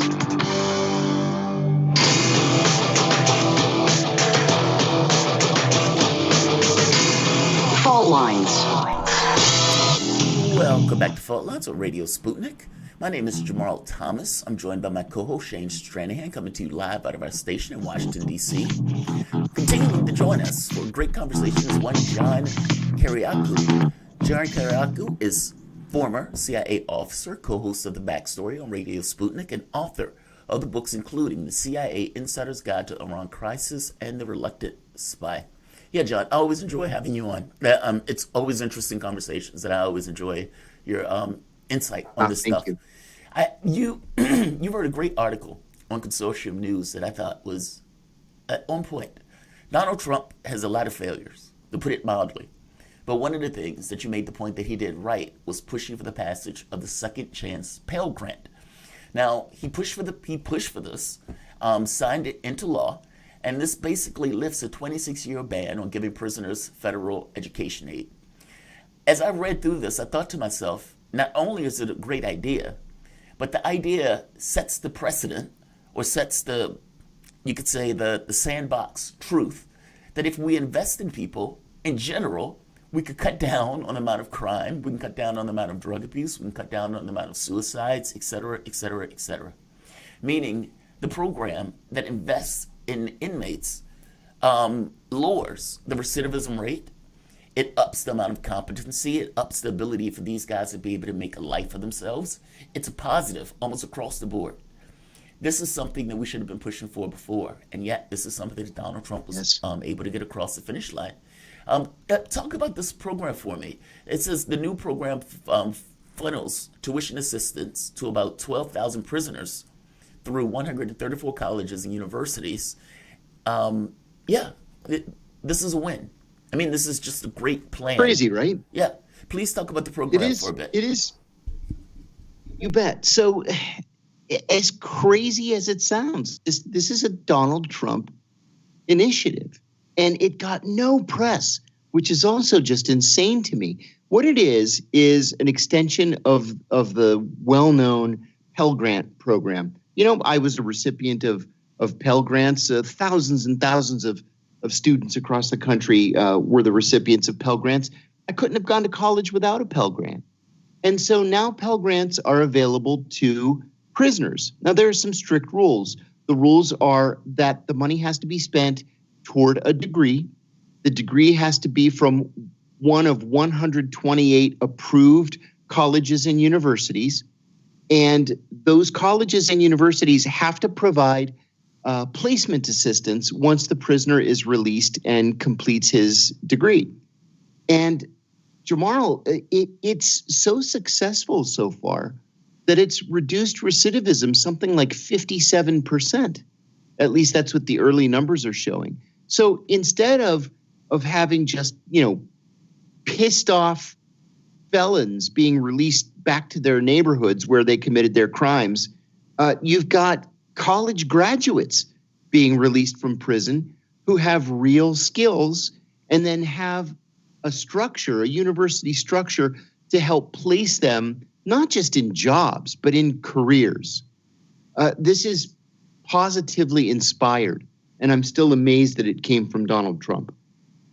And you, in the article over on Consortium News where you were talking about your sort of begrudging, I won't say admiration, but your begrudging pleasure that Trump managed to get this across. I think you used the phrase broken clock is still right twice a day.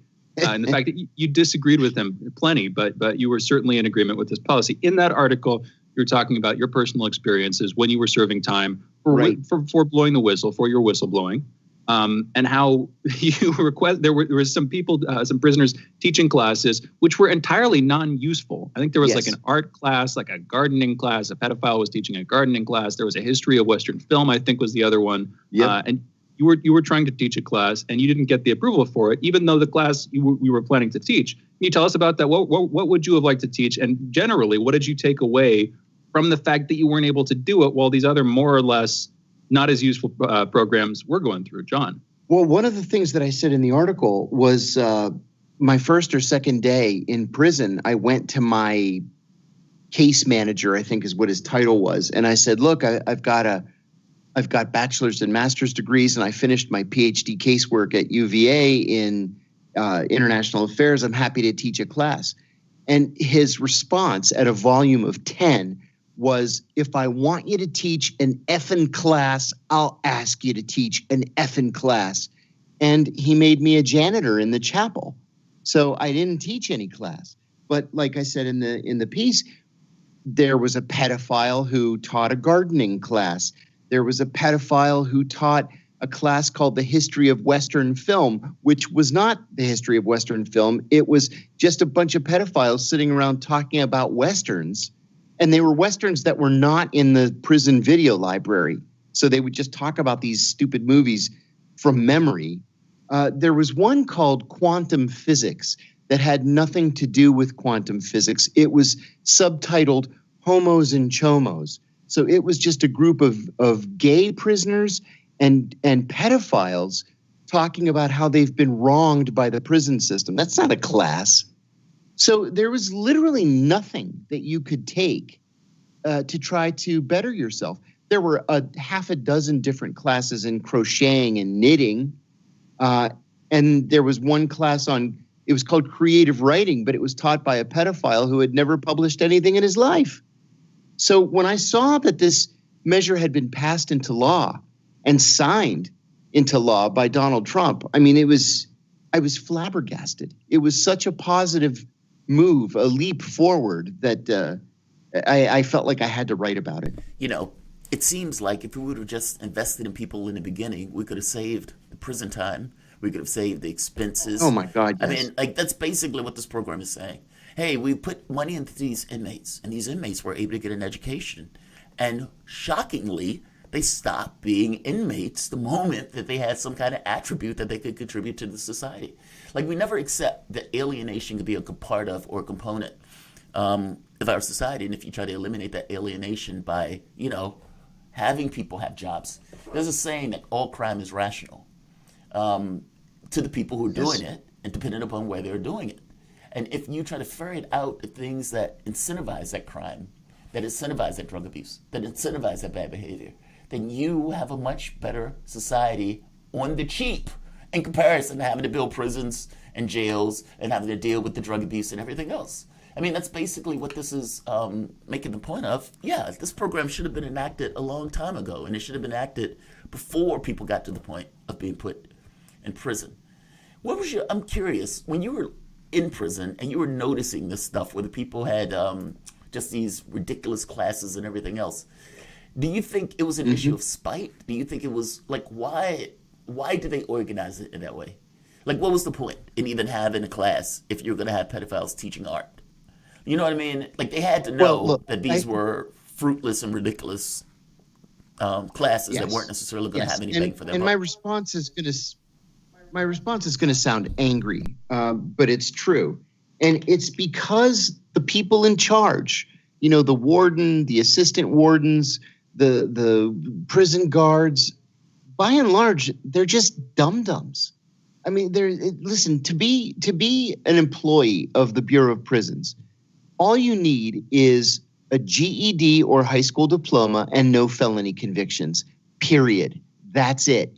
Any moron can walk in off the street and become a prison guard and rise up through the ranks to warden. And so there's no real, strategic thinking going on inside the Bureau of Prisons. And remember, the Bureau of Prisons is the largest bureau within the Department of Justice, and it has the largest budget within the Department of Justice. So this is something important and significant that we're talking about. But I think, it's run by idiots. Is it fair to say, from their perspective, they're just doing a job, and they miss the larger context of the job? Meaning, you can either sit there and you could do a job just as, a person who's saying, all right, I'm signing these, this, I'm getting my check, I'm going home. Or you can look at the job with a higher goal of, we want to make the inmates better. We want to have them better before they leave here. We want to try to encourage education that is successful and everything else. Meaning they just looked at it as a job. They didn't look at it from the larger context of what was necessary in that particular position to get those prisoners back into society in a way that didn't necessarily have those prisoners going right back to the prison. Sure. The BOP is a culture where they don't see their job as improving the lot of anybody, right? They don't have the budget for it. They don't have the mandate for it. Their job is just to make sure that you stay locked in and don't cause any trouble. And that's it. They don't see their job as educating you or teaching you how to read and write or teaching you how to live outside the prison and start a business or get an education and try to improve your lot in life or the lot of your family. They don't see any of that as their role.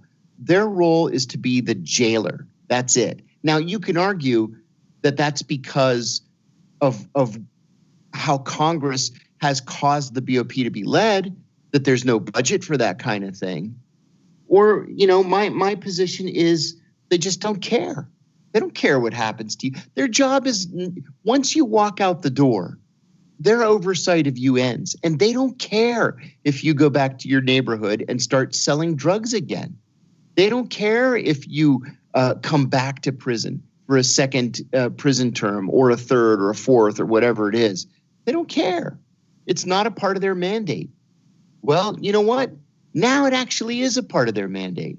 And so there are going to be some big changes. And just think, Trump was the one that put him through, impeached twice. Crazy. And then just think about that. Former John Kiriakou, the voice you guys have been listening to is John Kiriakou, former CIA officer, co-host of The Backstory on Radio Sputnik, and author of the books The CIA Insider's Guide to Iran Crisis and The Reluctant Spy. You can follow John on Twitter at John Kiriakou and learn more about him at johnkiriakou.com. You guys are listening to Fault Lines with Thomas and Stranahan. We'll be back in a moment with one Lee Stranahan talking about CPAC.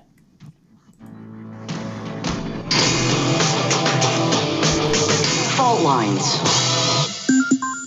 In a media landscape filled with so-called journalists acting as stenographers for their billionaire bosses, there is a desperate need for news, analysis, and perspectives that buck the status quo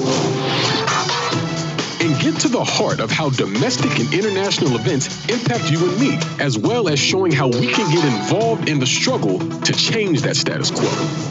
Check out By Any Means Necessary on Radio Sputnik, Monday through Friday from 2 to 4 p.m. Eastern, to hear the stories and voices that mainstream media refuses to tell you. And join us as we connect the political, social, and economic movements shaping the world around us. That's By Any Means Necessary, Monday through Friday at 2 to 4 p.m. Eastern, right here on Radio Sputnik.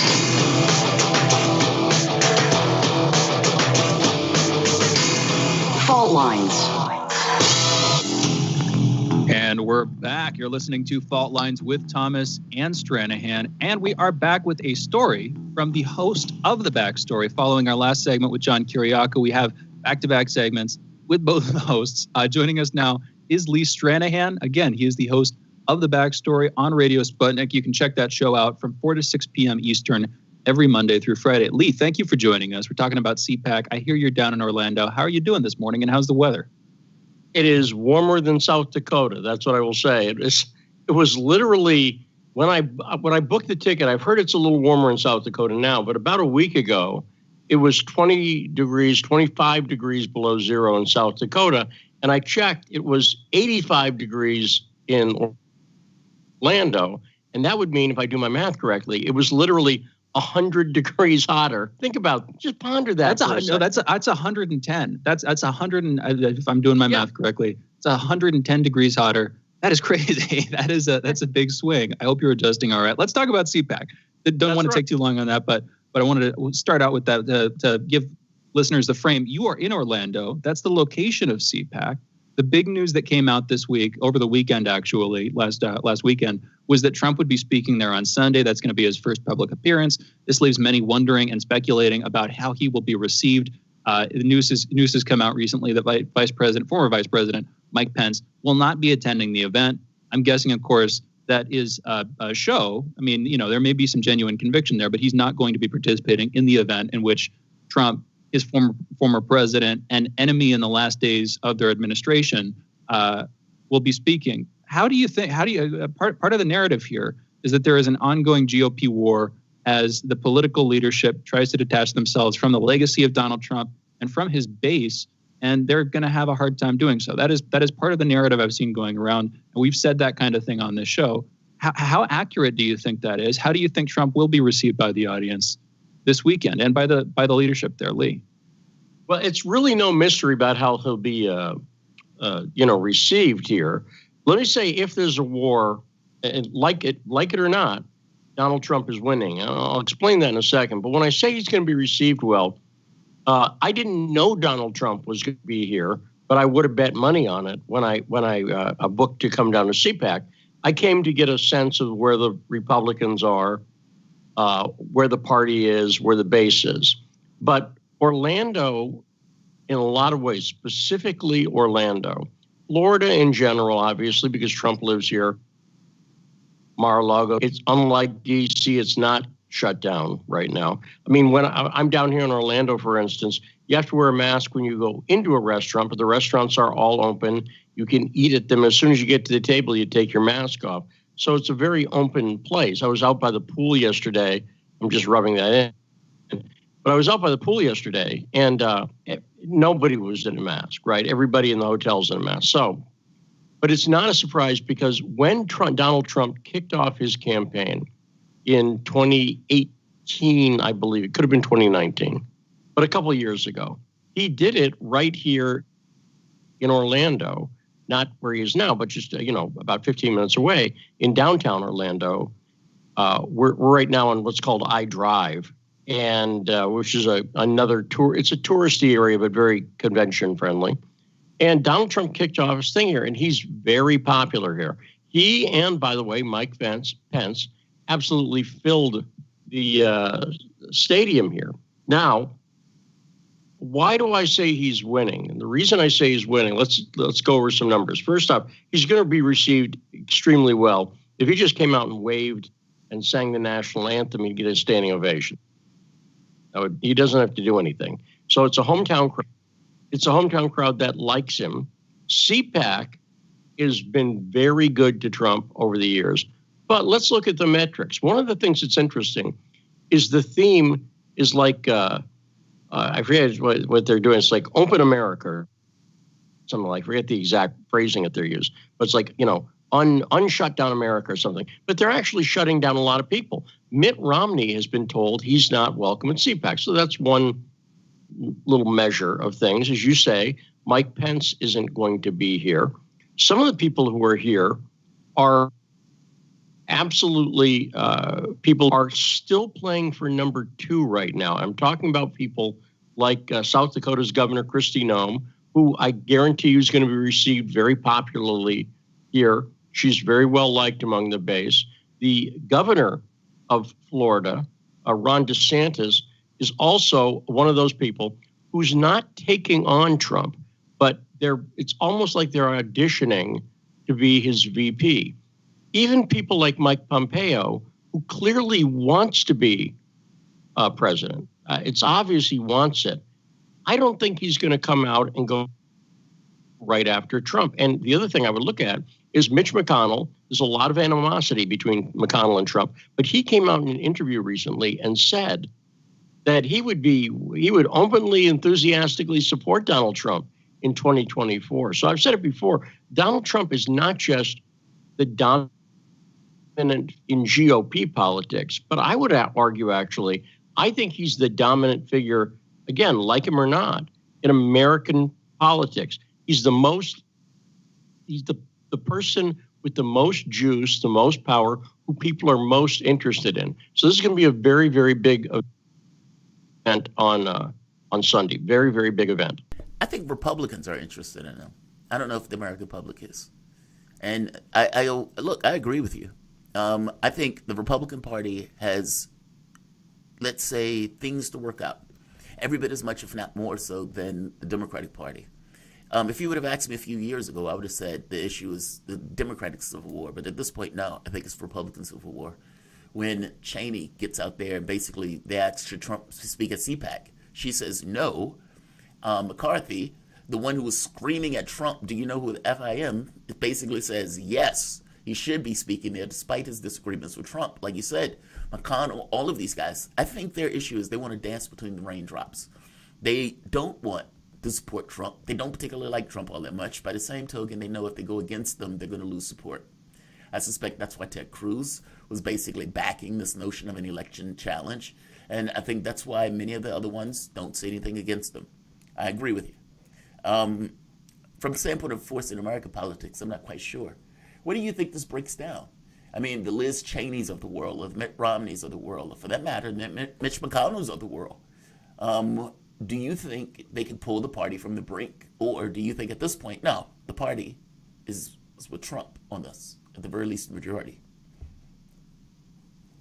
Well, the first thing I'd say is who's more dominant than Trump? Are you saying Biden? Are you saying Biden really has more gravitas? Again, this is not a judgment call on whether Trump is right on policy or anything. I'm just saying he's the guy with the juice right now. And if you want to say it's Biden, go ahead. I think Biden, he doesn't have it. So who do you think it is? Do you think it's Biden? It's not that I think Biden is more popular.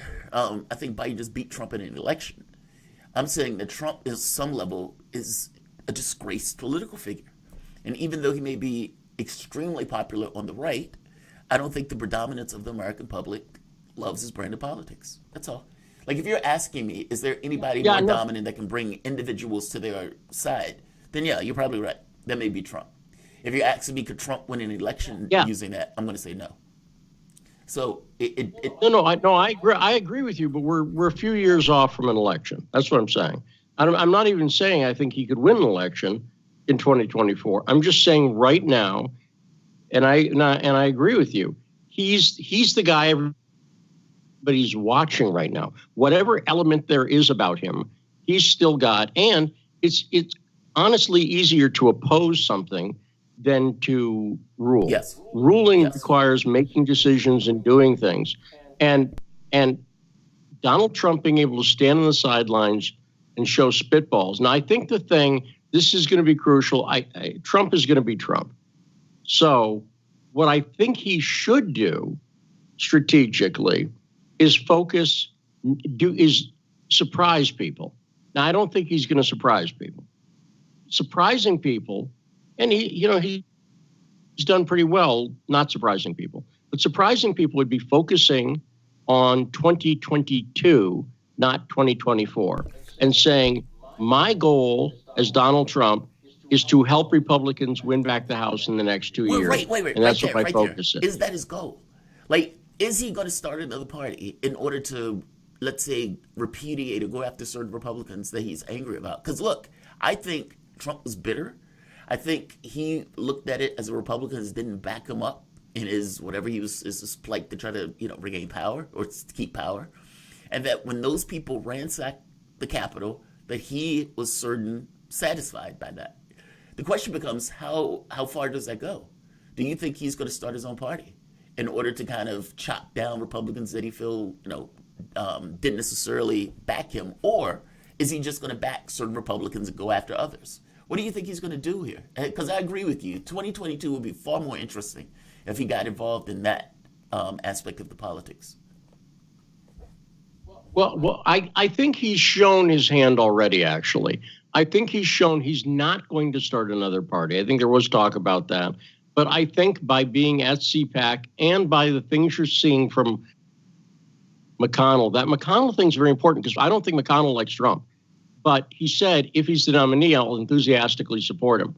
And again, that's an indication of that juice I'm talking about. So I think that Trump realizes if he starts another party, he's going to split the party, and that will really bring down a lot of the GOP establishment. But guys like Jim Jordan have come out recently, and you've got some. I'll give you another little metric here. Nikki Haley came out. It was an older interview, but it was very critical of Trump. She walked that interview back. Again, it was she'd done it a few weeks before, but she walked that interview back almost right away. And then when she wanted to meet with Trump in Mar-a-Lago, he said, nah, I don't think so. And he sent her away. Again, he's the one right now with the Republican Party holding all the cards. Now, again, I think he should focus on 2022 winning the House, let's say, and then use that as a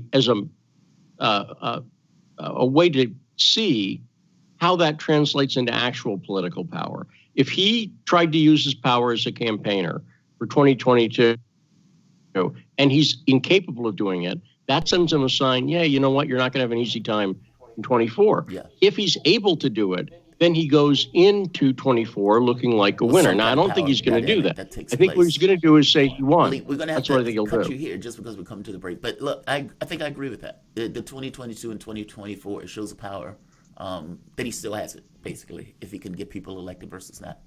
The voice that you guys were listening to is Lee Stranahan, Sputnik News analyst and host of The Backstory, airing Monday through Friday on Radio Sputnik from 4 to 6 p.m. Eastern. You can follow Lee on Twitter at Stranahan and on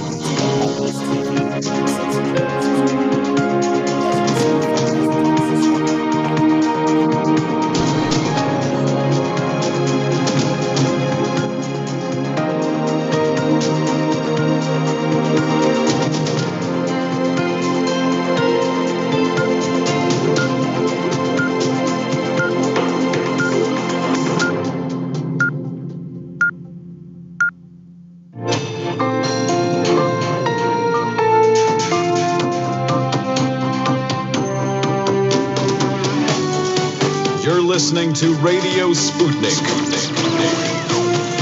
Telling the untold.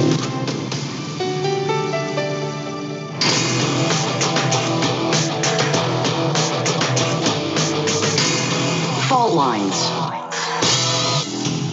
Live from across the divided states of America, it is now time for the last hour this week of the most disruptive show in American and global news, politics, events, and more. In the Independent Corner, I am your political analyst, Shane Stranahan. And in the left corner, I am the indefatigable, the last man on the wall, your political analyst, Jamarl Thomas.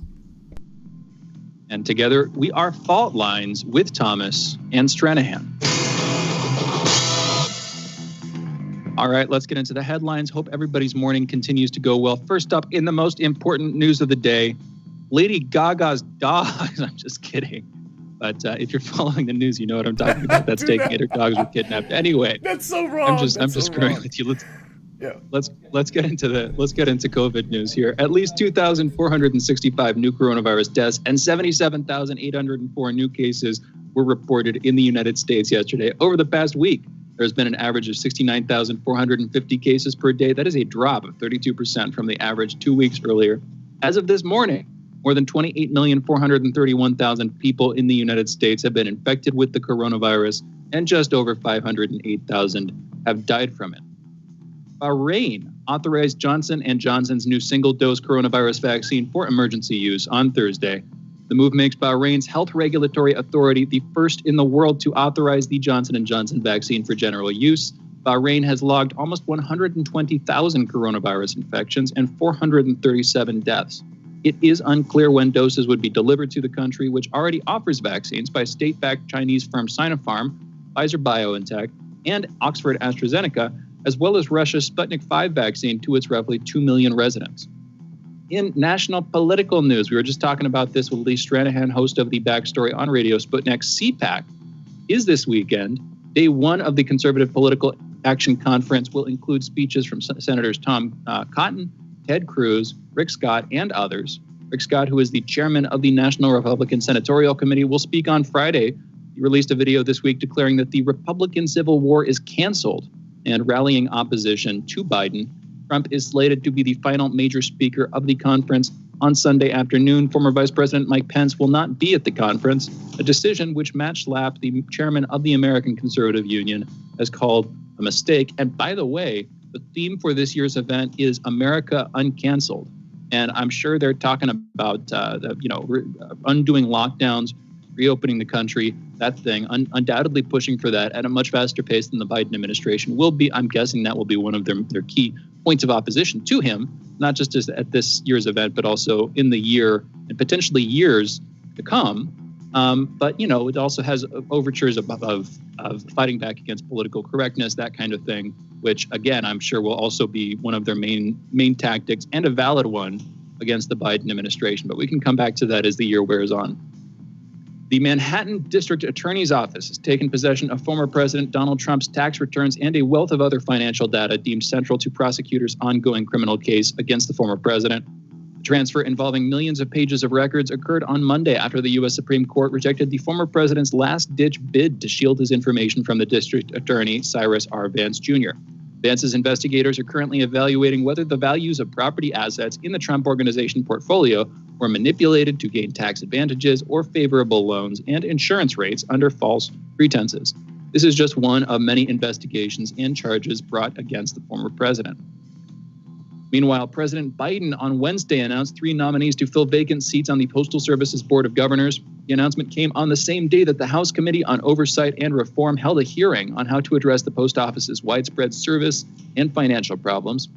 The Postal Service catapulted to the national spotlight last summer amid nationwide slowdowns in deliveries.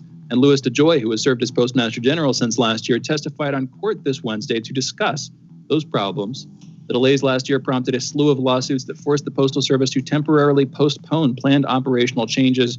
Representative Bill Pascrell Jr., Democrat from New Jersey, praised the president's announcement, but stated that Biden should remove the existing board members first. The Manhattan District Attorney's Office has subpoenaed financial records related to Steve Bannon's crowdfunding border wall effort.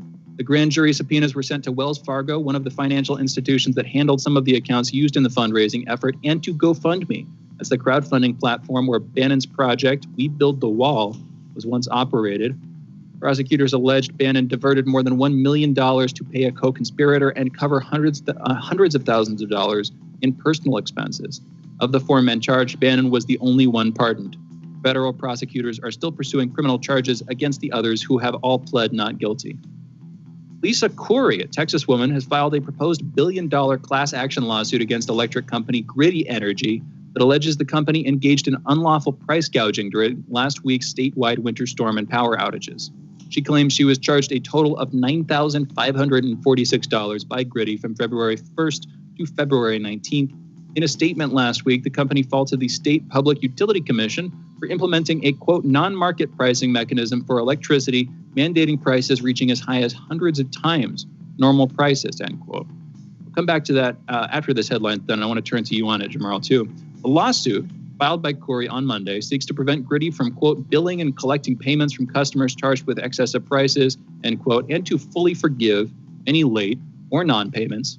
Corey and all other members of the lawsuit, which includes all Texas residents who used Griddy and were hit with excessive charges resulting from the storm, are seeking monetary relief of over $1 billion. Now, Jamarl, I looked into this a little bit, and indeed it was the Public Utility Commission. It was the Texas Commission that set the price at, I think it was $9 per kilowatt hour. It was like 70-something 100%, many times the going rate of it. Now, their justification for this was by raising the price, they were hoping that more energy producers would step up, because they could make money by selling it at that price. That it maybe worked, but part of what got drawn under, part of the baggage from that was, and arguably most important, all of these residents who faced extremely steep prices, almost fines for having to deal with an already arduous and heinous situation, the storm itself. But is this Griddy's fault? Is this the Texas Public Utility Commission's fault? In other words, is it a problem with business or is it a problem with government? I don't think anybody here is going to argue it's a problem with the people who had to pay the fines, and surely they should be redressed for the money they outlaid. But Jamarl, what's your take on this? It's funny. I think when I first read the story, I was like, these guys are being good capitalists and trying to get as much money from the people that they possibly could. Look, clearly they shouldn't have set the numbers that high. You know what I mean? Like, you can't. They had no intention, or they had no belief that a storm was going to hit Texas like this. I would say that's irrelevant. I understand that you want to try to get money for the residents or try to get many of the companies in, but you do have a responsibility to the residents themselves. And whether that's saying, hey, we're going to put this rate here, but we're going to have some kind of financial balancing of this. I mean, you can't have people paying this much for a power bill at all, period. Like, it just doesn't fly. Some of those people pay $9,000 for a power bill. And you have other people who are even paying more than that. Yeah, the fault lies, I guess you can spread the fault around on this. You should have never set a standard that high in the first place. The company is going to try to get what the company can get, period. Those are companies. They're financial institutions, they're trying to maximize their profit in this case. But there's something to be said that, yeah, they're going to point to the regulators saying, you shouldn't have let us get this much money out of people in the first place. As opposed to, hey, maybe we should have Gritty's defense. Say that again? There's Gritty is saying, the company that we're talking about here is saying that they had warned users to switch services before the storm hit, as it was coming in, basically saying it's going to get expensive by our accounts. You should switch services. And then users have said, people who are looking into it said that there wasn't enough time. So there wasn't enough time for people to switch. The company is like, another we're going to gouge you, cheaper so service. you need to go to somebody else. But do they have a choice? Aren't they just doing direct? If they have their prices pegged directly to the Texas Public Utility Commission, it's determining what they're going to do. They have to do it. Their hands are in some sense off the wheel at that point. They're doing what this commission is saying, and this commission has whatever algorithm it's running on for determining how much this stuff is going to cost. Now, it didn't work in a critical way, which is it didn't seem to produce as much energy as they needed as soon as they would need it. Number one. And number two, it left all these people paying these ridiculous sums of money, many going into debt. Worst of both worlds. Yes, it's the worst of both worlds. So you can spread the blame around, but hopefully that doesn't keep something from coming to pass and actually solving this for next time, because the assumption is there will be a next time, and hopefully this doesn't happen again. The problem with stuff like this, we'll see about that. Is that if you sometimes blame is spread around in a way where you can't affect change, because the blame is spread around. Like, if I can say, yes, 100%. This is the issue. This is the thing that caused it. But what if it's not the thing that caused it? What if it's like 2 or 3 things? What if it's a failure on multiple levels, right? And how do you delegate blame? And how do you resolve that situation? And honestly, in that situation, you're going to have everybody pointing fingers. I didn't do it. That guy did it. And they're going to, you didn't do it. That guy did it. Yeah. How do you appropriate? 100%, yes. Yeah. How do you appropriate blame? And in addition to appropriate blame, how do you fix it? And does appropriating blame even help in a situation where there's multiple factors that broke down? Like, who's the heavy that fixes that? You know what I mean? Like, because it takes somebody external. If there's too much, I hear you. If there's too much quote unquote collective responsibility doesn't actually happen. It just gets pushed around. And if there's another way of looking at this, that it can be brought up increasingly in society. If there's too much individual responsibility leveled unjustly, then that's scapegoating, where you're making one person responsible for the sins of many. You're putting them out even if they don't deserve it, either full or in part. Anyway, we got more headlines to get to, but that's a little bit of that dynamic. In international news, Russian opposition leader Alexei Navalny has been sent to a prison outside of Moscow to serve his sentence. His lawyer, Vadim Kovtsev, said Thursday Russian officials have refused to release Navalny despite demands from the U.S. and the European Union. It's their internal affairs, gosh darn it. And earlier this week, EU foreign ministers agreed to impose new sanctions against Russian officials linked to Navalny's jailing. Also this week, Amnesty International stripped Navalny of his designation as a prisoner of conscience, mentioning in a statement that Navalny had, quote, in the past made comments which may have amounted to advocacy of hatred that constitutes incitement to discrimination, violence, or hostility, end quote. Kovtsev didn't immediately say what prison Navalny was sent to. According to the White House, U.S. President Joe Biden and Saudi Arabia's King Salman held a telephone conversation on Thursday discussing regional security and diplomatic efforts to end the war in Yemen. This was Biden's first conversation with Salman since he took office. The White House statement quotes, quote, the president noted positively the recent release of several Saudi American activists and, quote, and Miss Lujan, al-Hathlul, from custody, and affirmed the importance the United States places on universal human rights and rule of law, end quote. Earlier on Thursday, before the Biden-Salman call, State Secretary Anthony Blinken discussed with Faisal bin Farhan, the importance of Saudi Arabia's progress on human rights. We talked about this earlier, by the way, with John Kiriakou back at 8:15. Go check out that segment. Good conversation about the internal politics in Saudi Arabia of this whole thing. Chinese President Xi Jinping announced China's eradication of extreme poverty at a national commendation conference held in Beijing on Thursday.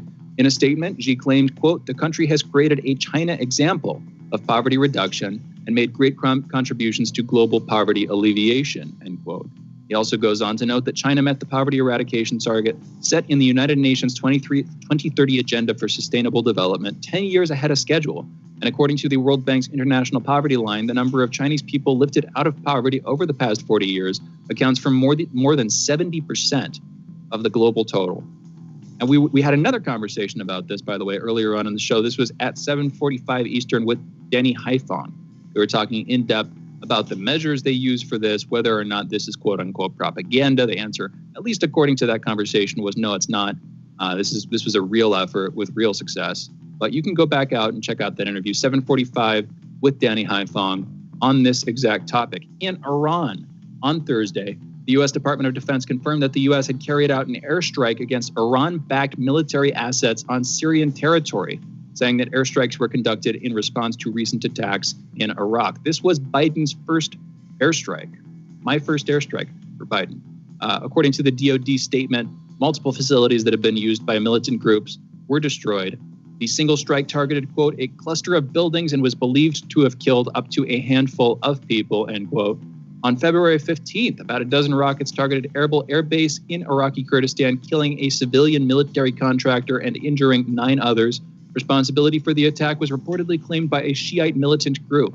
On February 22nd, the Iraqi military said that several rockets had hit the green zone in the country's capital city of Baghdad, where the U.S. embassy is situated, causing no casualties. Another strike damaged several buildings in a nearby residential neighborhood. U.S. State Department spokesman Ned Price said that the U.S. will, quote, "hold Iran responsible for the actions of its proxies that attack Americans," end quote, claiming that the rockets used in the attacks were Iranian-made and Iranian-supplied. Shouldn't, at that point, we've got to close the headlines here, but shouldn't the U.S. be held responsible for what its proxies are doing? If ISIS militants and, ISIS and Al-Qaeda affiliates that the United States has funded are killing people, specifically killing Christians, that would strike the hearts of most Americans most strongly, shouldn't we take some responsibility for that? Do other countries have the right to hold us accountable for that? Because by the standard we're setting, certainly they should, they would, but as far as I can tell, for the most part, they don't. Anyway, we got to close this out. You're listening to Fault Lines with Thomas and Stranahan. Those were our headlines, but we'll be back in a minute on the other side of this short break with our next guest, Tyler P. Nixon. Be right back.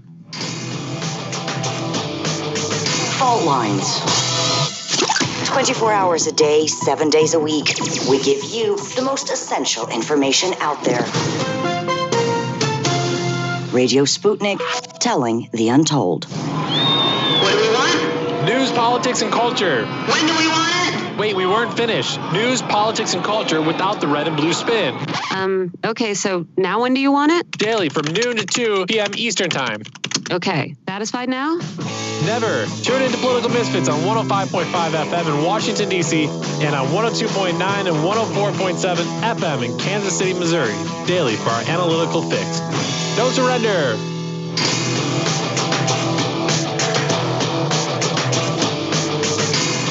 Fault Lines.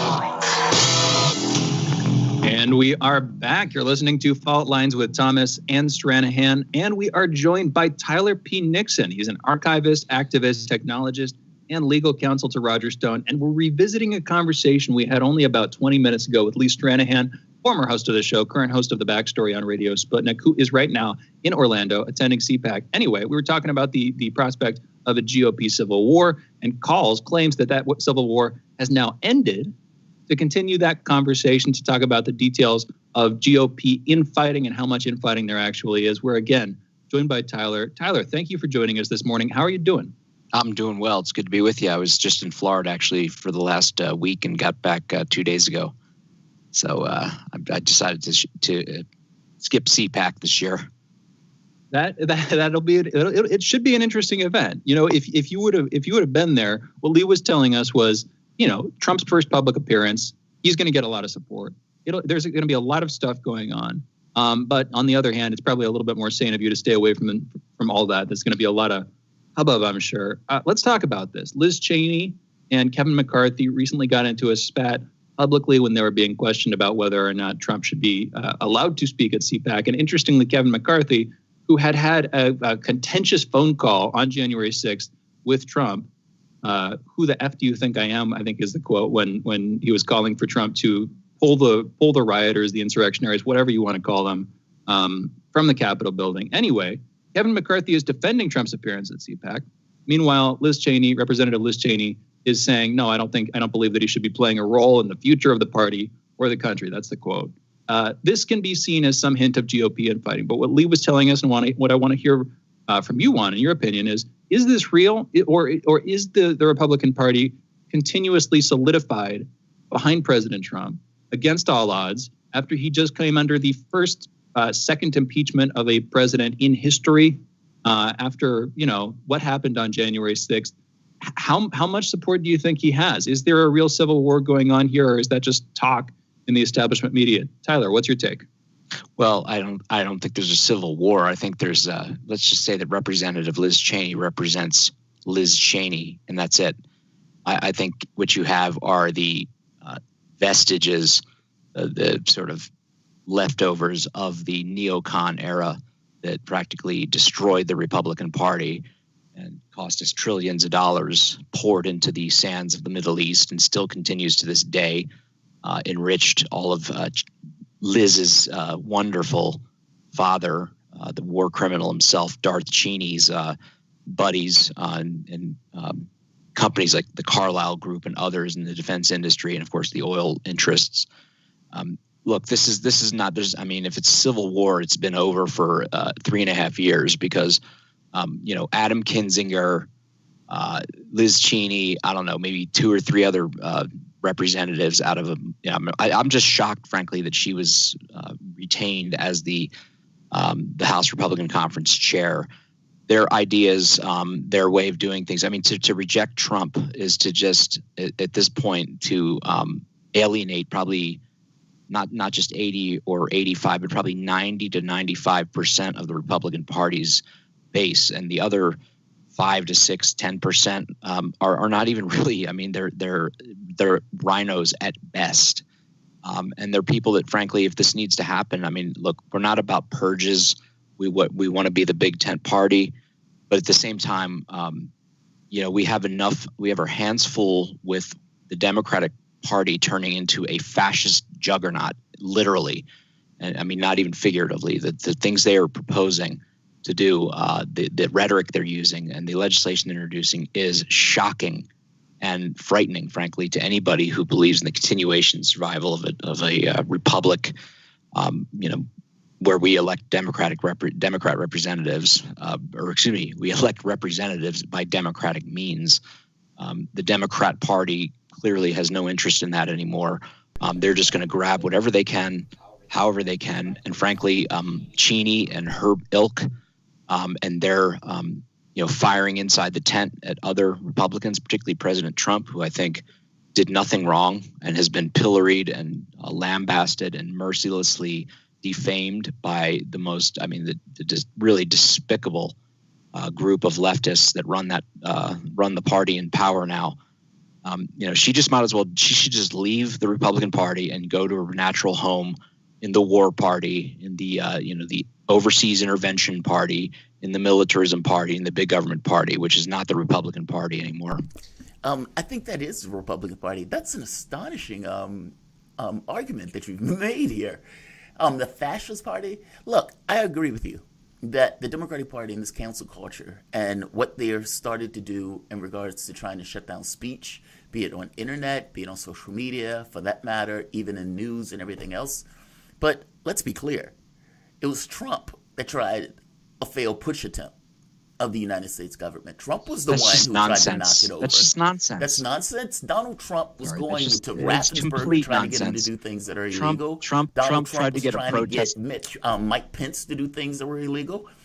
Trump was basically And to make it worse, even if you want to give him a pass on all of this other stuff about inciting rebellion, which I absolutely think he did, even if you want to give him a pass on telling those people to go to the Capitol, which, again, he did, despite not wanting to, why didn't he call them off?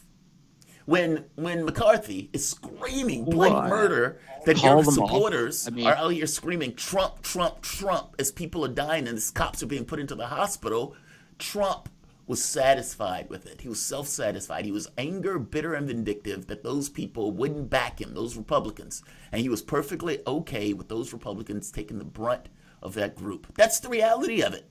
Now, he didn't they didn't convict him, but McConnell even comes out and makes the speech that basically says he is guilty as sin, but the politics of the situation basically doesn't allow me to convict him, so I'm not going to convict. I mean, come on. Are you serious?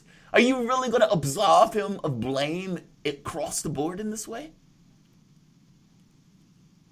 The Democrats are on at this point. This is a complete fantasy narrative cooked up for them.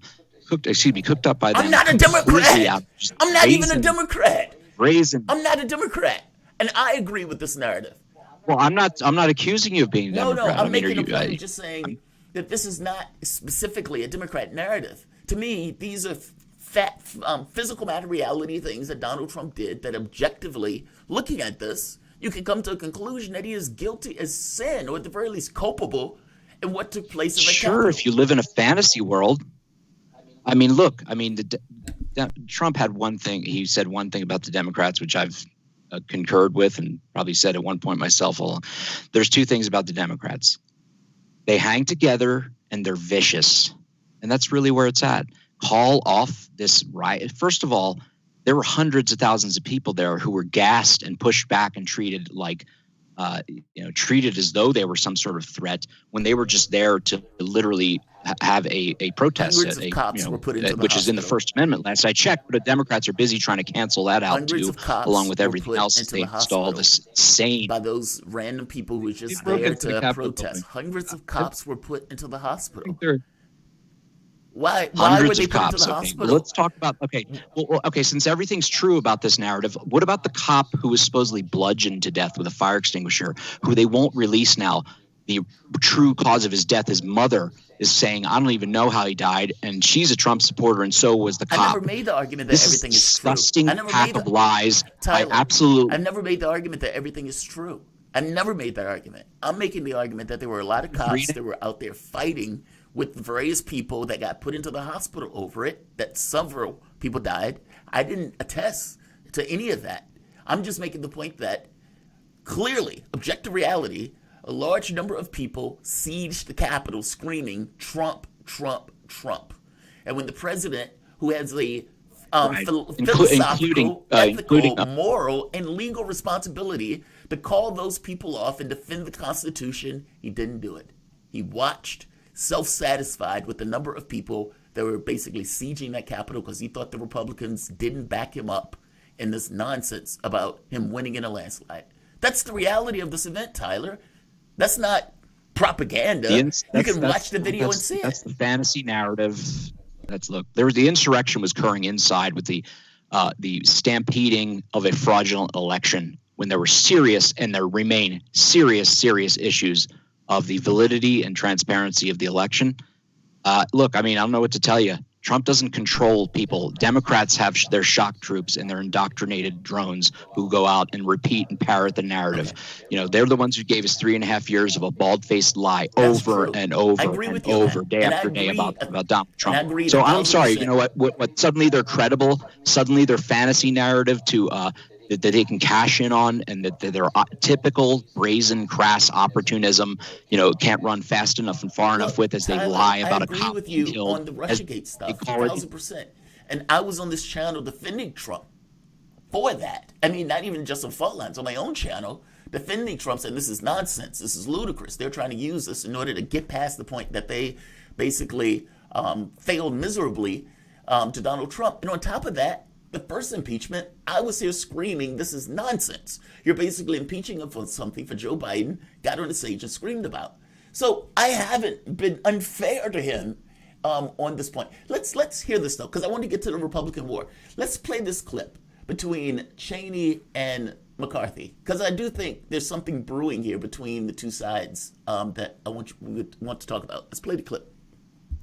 Just very briefly, for you and the leadership, especially Congresswoman Cheney, do you believe President Trump should be speaking, or former President Trump should be speaking at CPAC this weekend? Yes, he should.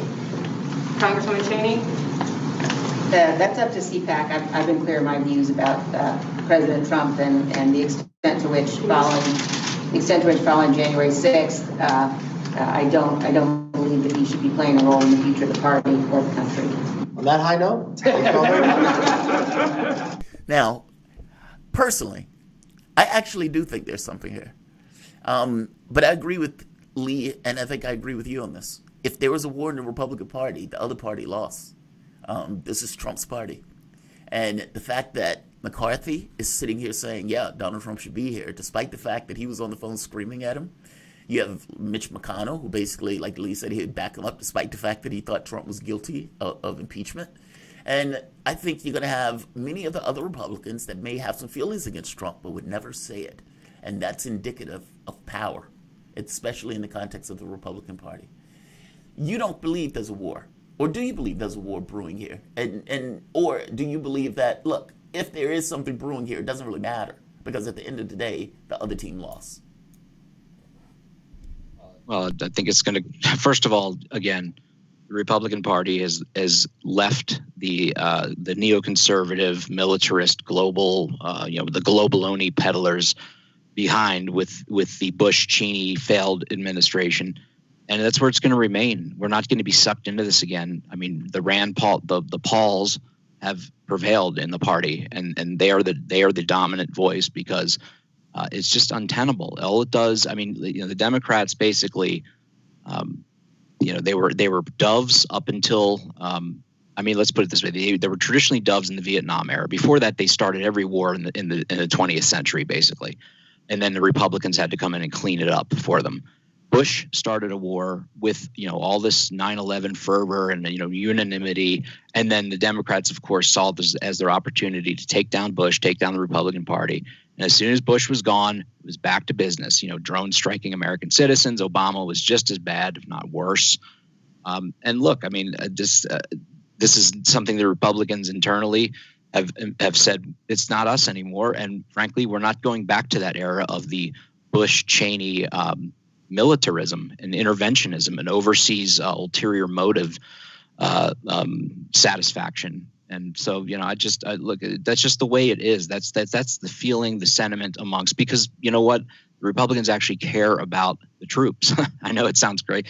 It sounds trite, but I mean, I served overseas in the first Gulf conflict and was in the Berlin Brigade. They care. They don't want to send these people who are good, hardworking Americans who are patriotic people who put their lives on the line into satisfy or settle skirmishes and civil conflicts or whatever you call them, civil wars and regime change agendas held by the likes of Biden et al. And the people over at whatever have you think tanks. It's in DC who view it all as just a game, frankly. And don't care what objectives need to be satisfied. Council on Foreign Relations, people. I mean, just this whole cabal of, American. It's not even American exceptionalism. It's just American might makes right, and we'll do what we want, and we'll insinuate ourselves wherever we like. It's over. Tyler, I mean, we got to close it. There's a lot I can agree on with you there. This is a contentious conversation. I want to have you back on at some point. Thank you for being willing to have it. The voice you guys have been listening to was Tyler P. Nixon, archivist, activist, technologist, and legal counsel to Roger Stone. You're listening to Fault Lines with Thomas and Stranahan. We will be back in a minute talking Cuomo with our next guest, Michael Goodwin. Be right back. Fault Lines. Tough questions are the most powerful weapon we have. As long as you have questions, we'll keep asking.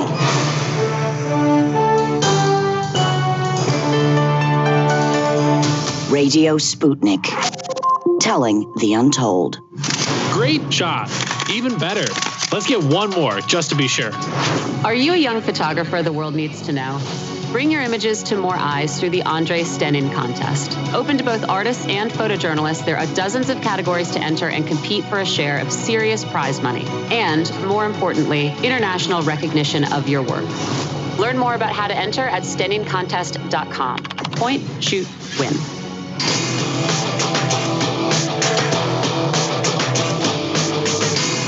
Fault Lines. And we're back. You're listening to Fault Lines with Thomas and Stranahan, and we're talking about New York Governor Andrew M. Cuomo and the political plight he's facing at his own hands after a multiple series of events here. First, let's set it up like this. Last year, COVID crisis hits. Trump starts handling it. He gets a lot of flack for it. New York City is the epicenter in America, in the United States, of the COVID pandemic. Tens of thousands of people dying. It is getting hit hardest. Governor Cuomo at first takes criticism for that, and then the word is he turns the situation around and quickly moves into the limelight as the bastion of purported sanity in the Democratic Party on the COVID issue. Given an Emmy for his press briefings and given widespread accolades for how he handled it by the news media and by members of his own party. Then, about a month ago, earlier this year, his New York Attorney General, Letitia James, comes out with a report saying that his administration had undercounted by about 50% the number of deaths in nursing homes. Basically, people in nursing homes who were moved into hospitals and died in the hospitals weren't counted as deaths, even though they came from nursing homes. And then additionally, some of the people who were moved into those hospitals while they were recovering were moved back into the nursing homes where they would ostensibly spread the virus even further, creating a cocktail of circumstances where it is most dangerous, with COVID, of course, affecting the elderly most. Then after that report is released, the next part of it that breaks is an aide of his in a meeting with top Democratic lawmakers basically says that Cuomo's administration froze because they were worried about froze on this issue because they were worried about how Trump's Department of Justice would handle it. She was admitting that they did not want the scrutiny from Trump's DOJ.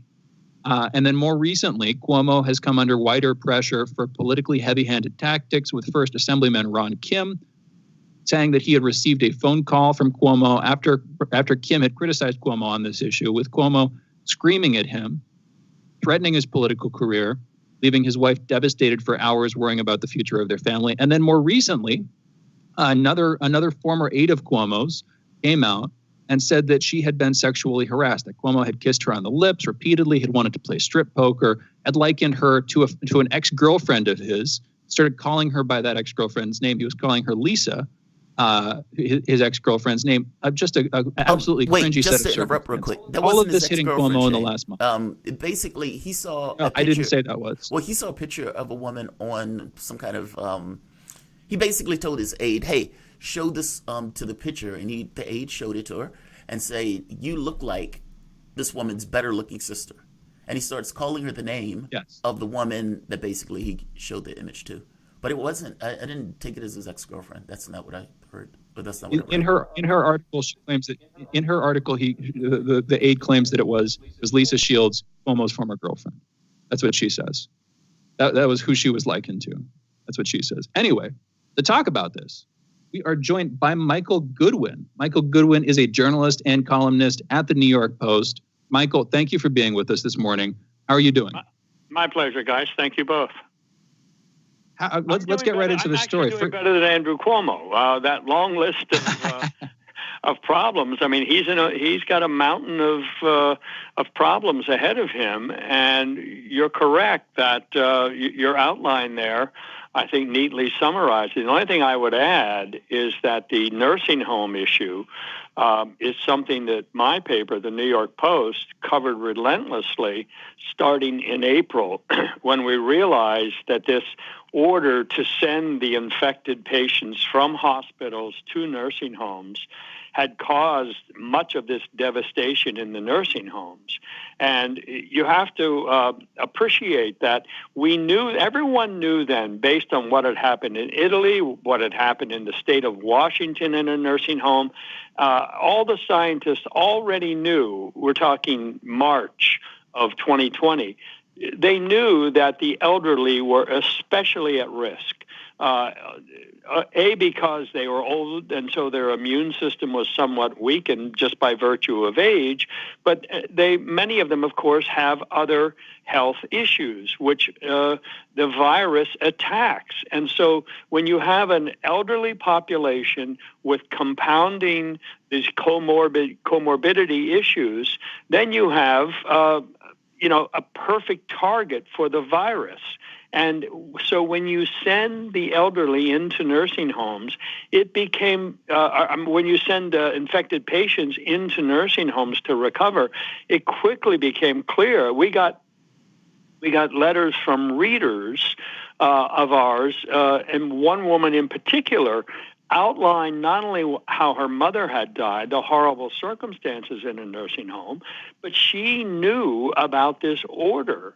And I later asked her, how did you know this? And she said, well, someone at my mother's nursing home mentioned that they had been required to take them by the state, take the infected patients by the state.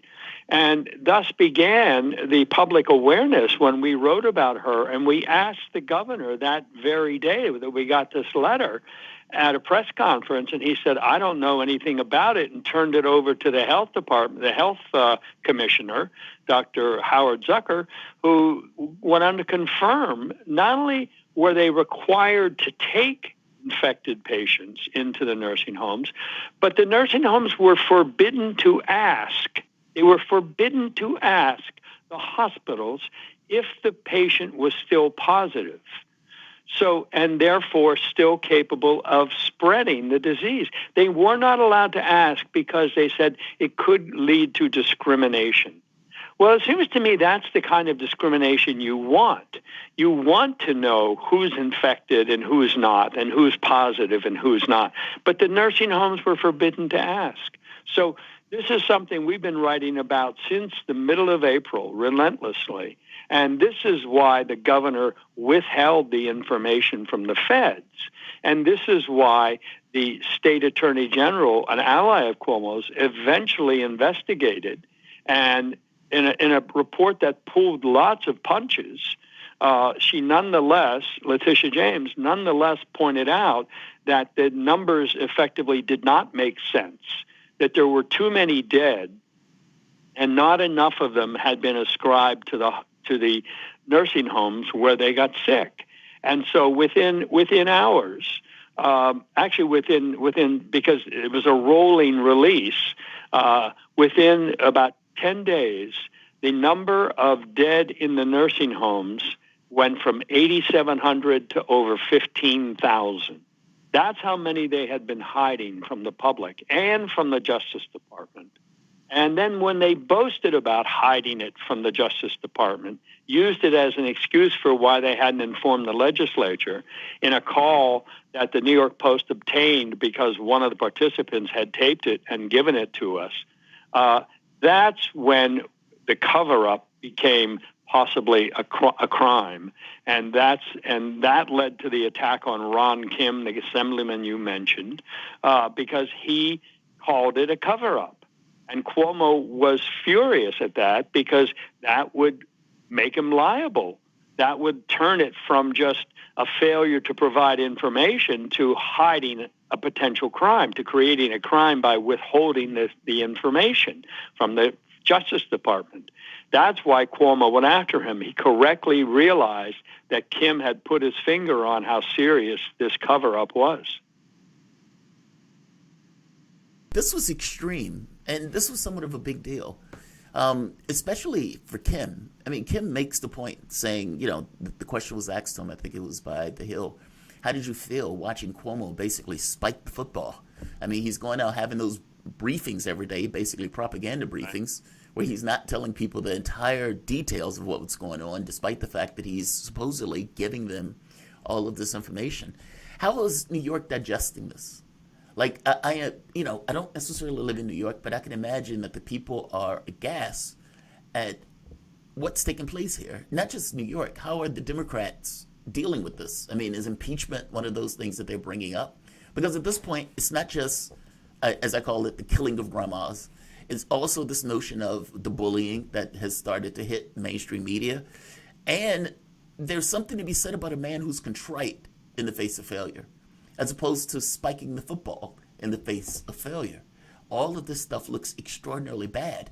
So how is New York dealing with this, especially Democratic Congress members who, look, have the power to impeach, or for that matter, to investigate?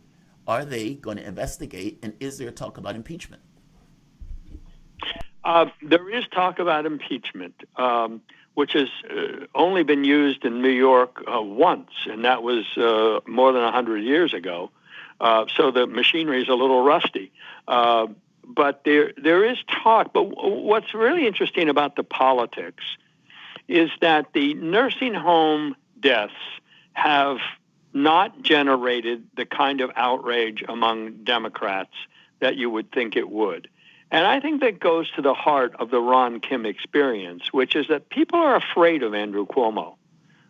He's notorious for his threats, for his bullying, this sense of, if you cross me, I'll kill you.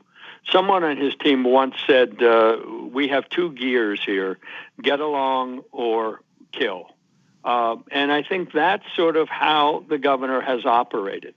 But what is beginning to break the dam is this assertion by the former aide that he kissed her, started calling her by the name of one of his former girlfriends. You're correct. Her name was Lisa.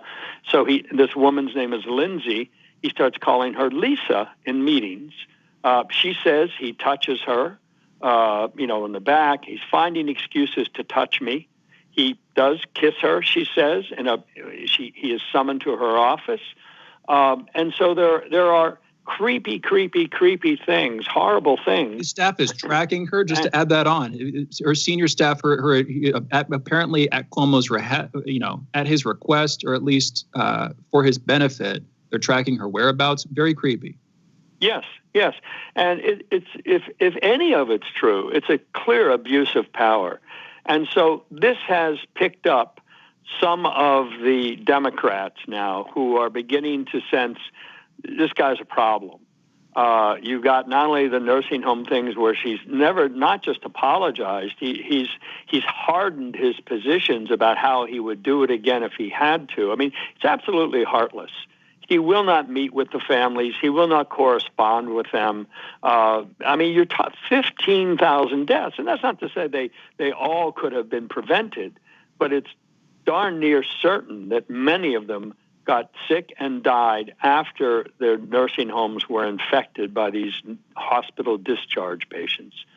But at his hand, and if that were, Michael, we're out of time, and it was really great to have you for this conversation. You've given a great overview and some great details. We've got to get you back on this to talk about it, because this story is not going anywhere. It's just growing with these recent revelations. Michael, thank you for joining us this morning. Pleasure. Thank you both. For those listening, that was the voice of Michael Goodwin. He's a journalist and columnist at the New York Post, and you can follow him on Twitter at mgoodwin_NYPost. Also read his articles at nypost.com. You're listening to Fault Lines with Thomas and Stranahan. We'll be back taking your calls in a minute, 202-521-1320. Be right back on the other side of this short break.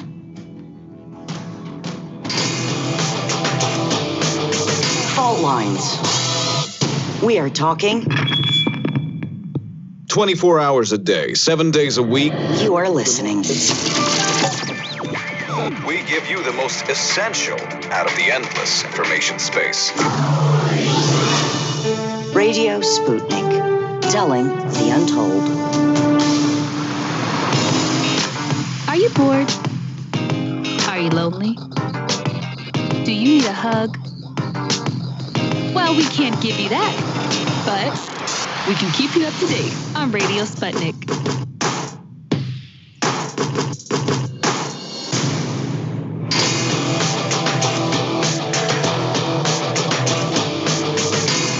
Fault Lines. And we are back. You're listening to Fault Lines with Thomas and Stranahan, and we are taking your calls. The phone number is 202-521-1320. Again, that is 202-521-1320. Last show of the week, folks. Hope we can hear from you. I see we got a few callers on the line, but again, there's room for more. 202-521-1320. 1320. Let's go to Tarif, calling in from New Orleans. Tarif, you're on the line. What's going on, man? How y'all doing? Thanks for taking my call. I'd like to say I give free journalism science the importance of a free press to tell the truth about what's going on. Last night, Biden administration, within 36 days of being in office, bombed Syria, hitting supposedly militia groups that's tied to Iran in Syria, a country that we shouldn't be in the first place, so that's not good. 36 days on your presidency, that's not good. So that's in us bad. That's bad. That's not good. So we got to free journalism science and protect whistleblowers and move forward. That's all. That's all I have right now. Oh, invest in fission infrastructure. And those will take tens of years to develop, but we need fission. That's all I want to say. Agreed there. Wait, agreed on pretty much all counts. Agreed. I think you mean fusion. I think he means fusion. I think that's just how he was pronouncing it, because there's fission, which we already have, and then there's fusion, which we're developing. The whole thing with fission is we've had it for a long time. It's the foundation of nuclear energy, nuclear power, all that stuff, and it's dirty.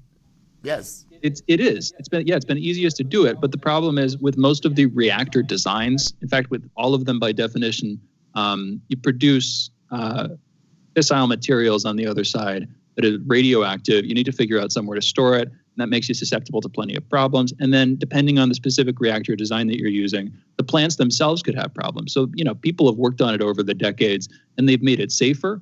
But fusion, if you can get it working, if you can get it producing more energy than you put into it, would not produce fissile material.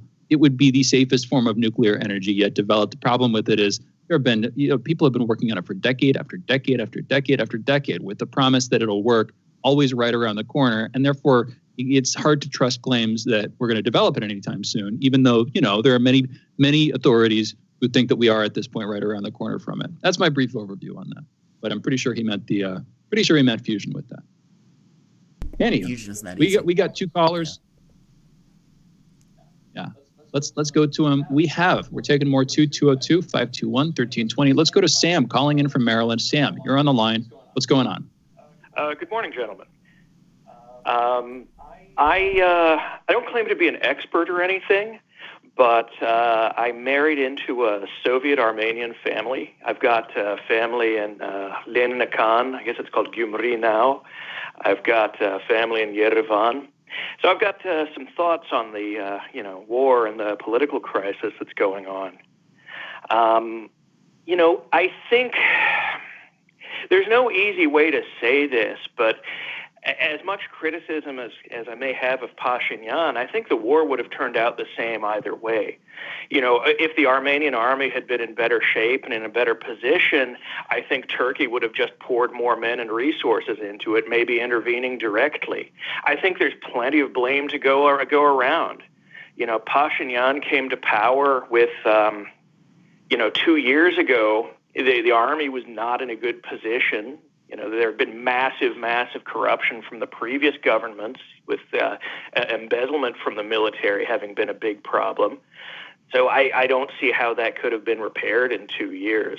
When I look at the political crisis, I think the important thing to go forward is for Armenia to step back, assess the defeat, see what went wrong, and try to correct the problems. If Pashinyan has to go for that to happen, so be it. But at the same time, I look at it and I think who's gonna fill the role? Is it going to be Sam? Great call. Yeah. Great call. I want to follow up here. I just want to get in a question. In your opinion, wouldn't it have been better? Because this is my opinion, for Pashinyan not to declare the war in the first place, for him to try to caution the military hardliners, for him to accept deals, give back some of the territory, some of Nagorno-Karabakh that had been claimed and was being occupied by Armenians. What's your take on that, Sam? I think that would have been great, but at the same time, it was Azerbaijan that essentially walked away from the negotiation table back in, 13? I mean, Yeah, Armenia has the role to has a role to play in the conflict coming to a head, or not being resolved. But so does the other side. I mean, and at the end of the day, it was Azerbaijan that launched a full-scale assault along the entire line of contact. So starting the war, it would have been great if it could have been resolved diplomatically, but it wasn't. And let's look too. It's not just the reclaimed. Even if Armenia had walked away from the territory, what's his name? Aliyev, the head of Azerbaijan, he's made repeated speeches where he claims half of Armenia, Yerevan, Syunik, and Sivan provinces as part of, in his words, historically Azerbaijani territory. I mean, I feel you. I guess I look at this as, if these guys are in a conflict, or, they're standing eye to eye with their guns pointed at one another. One side is improving their military. One side is improving their military allegiances or alliances. It behooves the side that is weaker to not be provocative and to try to find a deal in that process. So the fault thing doesn't really apply. And in fact, I don't even look at it from the standpoint. I do look at it in part from the standpoint of fault. Only from the standpoint that the weaker party in this, Armenia, probably shouldn't have been provocative. And honestly, getting involved into a war when your forces are so dramatically overmatched it's just, I don't know, it's just bad politics. It's bad politics from a domestic standpoint. It's bad politics from an international standpoint. And if Russia was going to be willing to help mend the deal between the two, then they should have worked vigorously with Russia to mend the deal between the two, especially if they could not win a war. I think if I had an assessment of it, that's pretty much where the assessment lies. Sam, thank you for that call, man. I really do appreciate it. Oh, by the way, one thing. In the last segment, Shane and I were talking about, I interrupted making the point of saying, well, wait a minute, we don't know if that's his girlfriend. The Washington Post gives a different reading of this. The Washington Post doesn't go as far to call basically the woman the girlfriend. Their point that they make basically is that the governor did this with a particular woman in a magazine and everything else. But Shane is right. In her article, she goes so far as to call it the girlfriend. So, fair enough. I mean, rumored former girlfriend. Yeah. Those are her exact words in it. So it is a rumor. I can understand. Like we were talking about, Jamarl. I can see why the Washington Post wouldn't have necessarily run with that. But she does call this woman, potentially his former girlfriend. Likely, in her opinion, she's his former girlfriend. Anyway, we've got more calls and we're taking more too. Sam, great call. Thanks again for that. 202-521-1320. Let's go to Anthony calling in from Detroit. Anthony, you're on the line. What's going on? Hey, good morning, guys. I can't hold it in because I'm hearing the conversation about Andrew Cuomo come up again, and it's something I was angry about before, but not much attention has been paid to, at least nationally, to the nursing home situation in Michigan. Governor Whitmer and her executive order set up an incentive, not a mandate, not a directive, but an incentive, a cash incentive going beyond extra money just for COVID, for nursing homes. She incentivized them beyond simply compensating them with extra money to be able to take care of COVID patients. There was extra money, I believe something like $600 per patient on top of that. And so it set up a system where they were flooding into the nursing homes, and nursing homes as across the nation have been a third to 60% of COVID deaths in Michigan. And so, the fault of that policy is kind of muddled when she comes out and constantly says we did not order, the focus is on whether or not nursing homes were ordered to accept them, so that the blame can be somewhat shifted from her. That's been the focus. And that action itself is what I believe puts the blame on her rather than, do the right thing and come out and say, yeah, this policy might have been bad. She's kind of shifted, her and her team have shifted to, no, we're not wrong at all, and aren't really redressing the situation.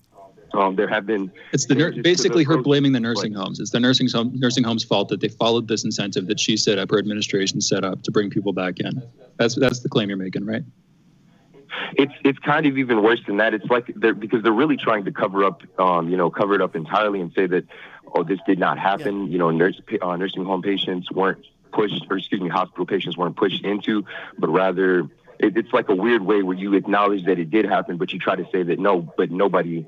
It's like it didn't happen. But yes, if it did happen at all, then the blame would be on the nursing homes. You're Yes. trying to say that basically the incentive that was set up was getting people into the nursing home. She didn't have to mandate it. Like if you set up a standard that there is an incentive to send people to nursing homes, but technically I didn't say that they needed to go. It's that and by the way, this also had a secondary effect. And Brave, I want to get to you, but the second effect was that people who were supposed to be in nursing homes were kicked out of those nursing homes in order to make room for other people, in order to get the extra money. So you had situations where people who had dementia walking the streets into the various hotels or whatnot because the nursing home patients wanted to make room for the extra cash that they were going to get from COVID patients. Brave, welcome. What's going on, Brave? Hey, what's going on, guys? Real quick, Tyler Nixon brought up the Officer Sicknick who died, and there's been no more since there's been no more in the story since his new information came out about his death. They tried to claim that he was beat to death by Trump supporters and find out that that's not the case at all. Right. Yeah. Right. So I don't expect to do any real investigations, or we'll get information on it. But I would love to see some journalists, or maybe you guys could have someone on that could discuss that more, and not just Sicknick's death, but the officers who committed suicide. It's just been lightly in the media during the Trump impeachment, but no one's gone back and dug into why those officers committed suicide, because during the impeachment, they used those deaths, and the media in general used those deaths to add to the body count that really was just an exaggeration, to be quite honest. I mean, people died, people committed suicide, but they used those things to make it seem like everyone died right there on the ground, and as a result of the riots, and it's just not true. But I would just love to hear more. I see, Brave. I see what you're saying. We're out of time. I see what you're saying there. That is disingenuous. I've seen that happen before, and we should get somebody on to talk about the specifics of what went down on that day, because we're still living in the wake of it. We need to go into the end of our show this week, though. Brave, thank you for the call. Thank you, everybody, for listening today. Thank you to all of our guests today. Thank you to engineer Andre, producers Cam and Raheem, and our new producer, who we will be introducing on Monday. Signing off. See you again on Monday, folks. Fault Lines with Thomas and Stranahan. Have a great weekend. Fault Lines with Thomas and Stranahan. Another one is in the record books. Great show today. Really good show. Sickening. Yeah, Brave. That's a good point. And I got to be honest, I'm curious about the suicides too. Yeah, you're right. They added in all of the deaths as if all of the deaths happened at one point. The sickening thing was weird because initially it was thought that there was the guy was beat to death by Trump supporters as he defended Congress or something to that effect. And then you find out, well, no, the guy wasn't beat to death. The guy ends up dying later. And then you find out that there were several officers that committed suicide. And then the question becomes, well, wait, that's weird. Why did the officers commit suicide? What happened on that day that was so significant to them that they just couldn't mentally take it and they off themselves? Yeah, that stuff is weird. That stuff is strange. And so you're right. I am very interested in what happened around that. So I am down for looking into the Sicknick death thing. I guess the question becomes, who would know anything about it? But otherwise, good show. Tyler, look, you have to control your radio space. And I get Tyler wants to put out a certain degree of propaganda that is not indicative of reality, talking about Trump has no blame in this at all. This stuff's nonsense. I am not one of those people that believes that you should let people spew nonsense. And if he wants to talk over me, it's my show, period. And as such, I am going to be the dominant force in that show, especially if I allow him to talk. He's going to allow me to talk. Or at the very least, I'm going to take the time. You guys are listening to Fault Lines. Thomas Stranahan, I'm glad you guys enjoy it. I'm glad you guys were able to join us. I'm going to say like, I'm going to say share, and I'm going to say subscribe. My volume is inconsistent. My volume hasn't budged today. At least not that I'm aware of. It's been stuck right here on the same thing. I think sometimes what you guys hear is my mic and the Fault Lines mic or the radio mic conflict. which means that if both of us are talking at the same time, you may hear depreciation in one or both of our volumes. I think that's what's going on. All right, I'm going to say like, I'm going to say share, and I'm going to say subscribe. Thanks all. I'll see you guys a little bit later.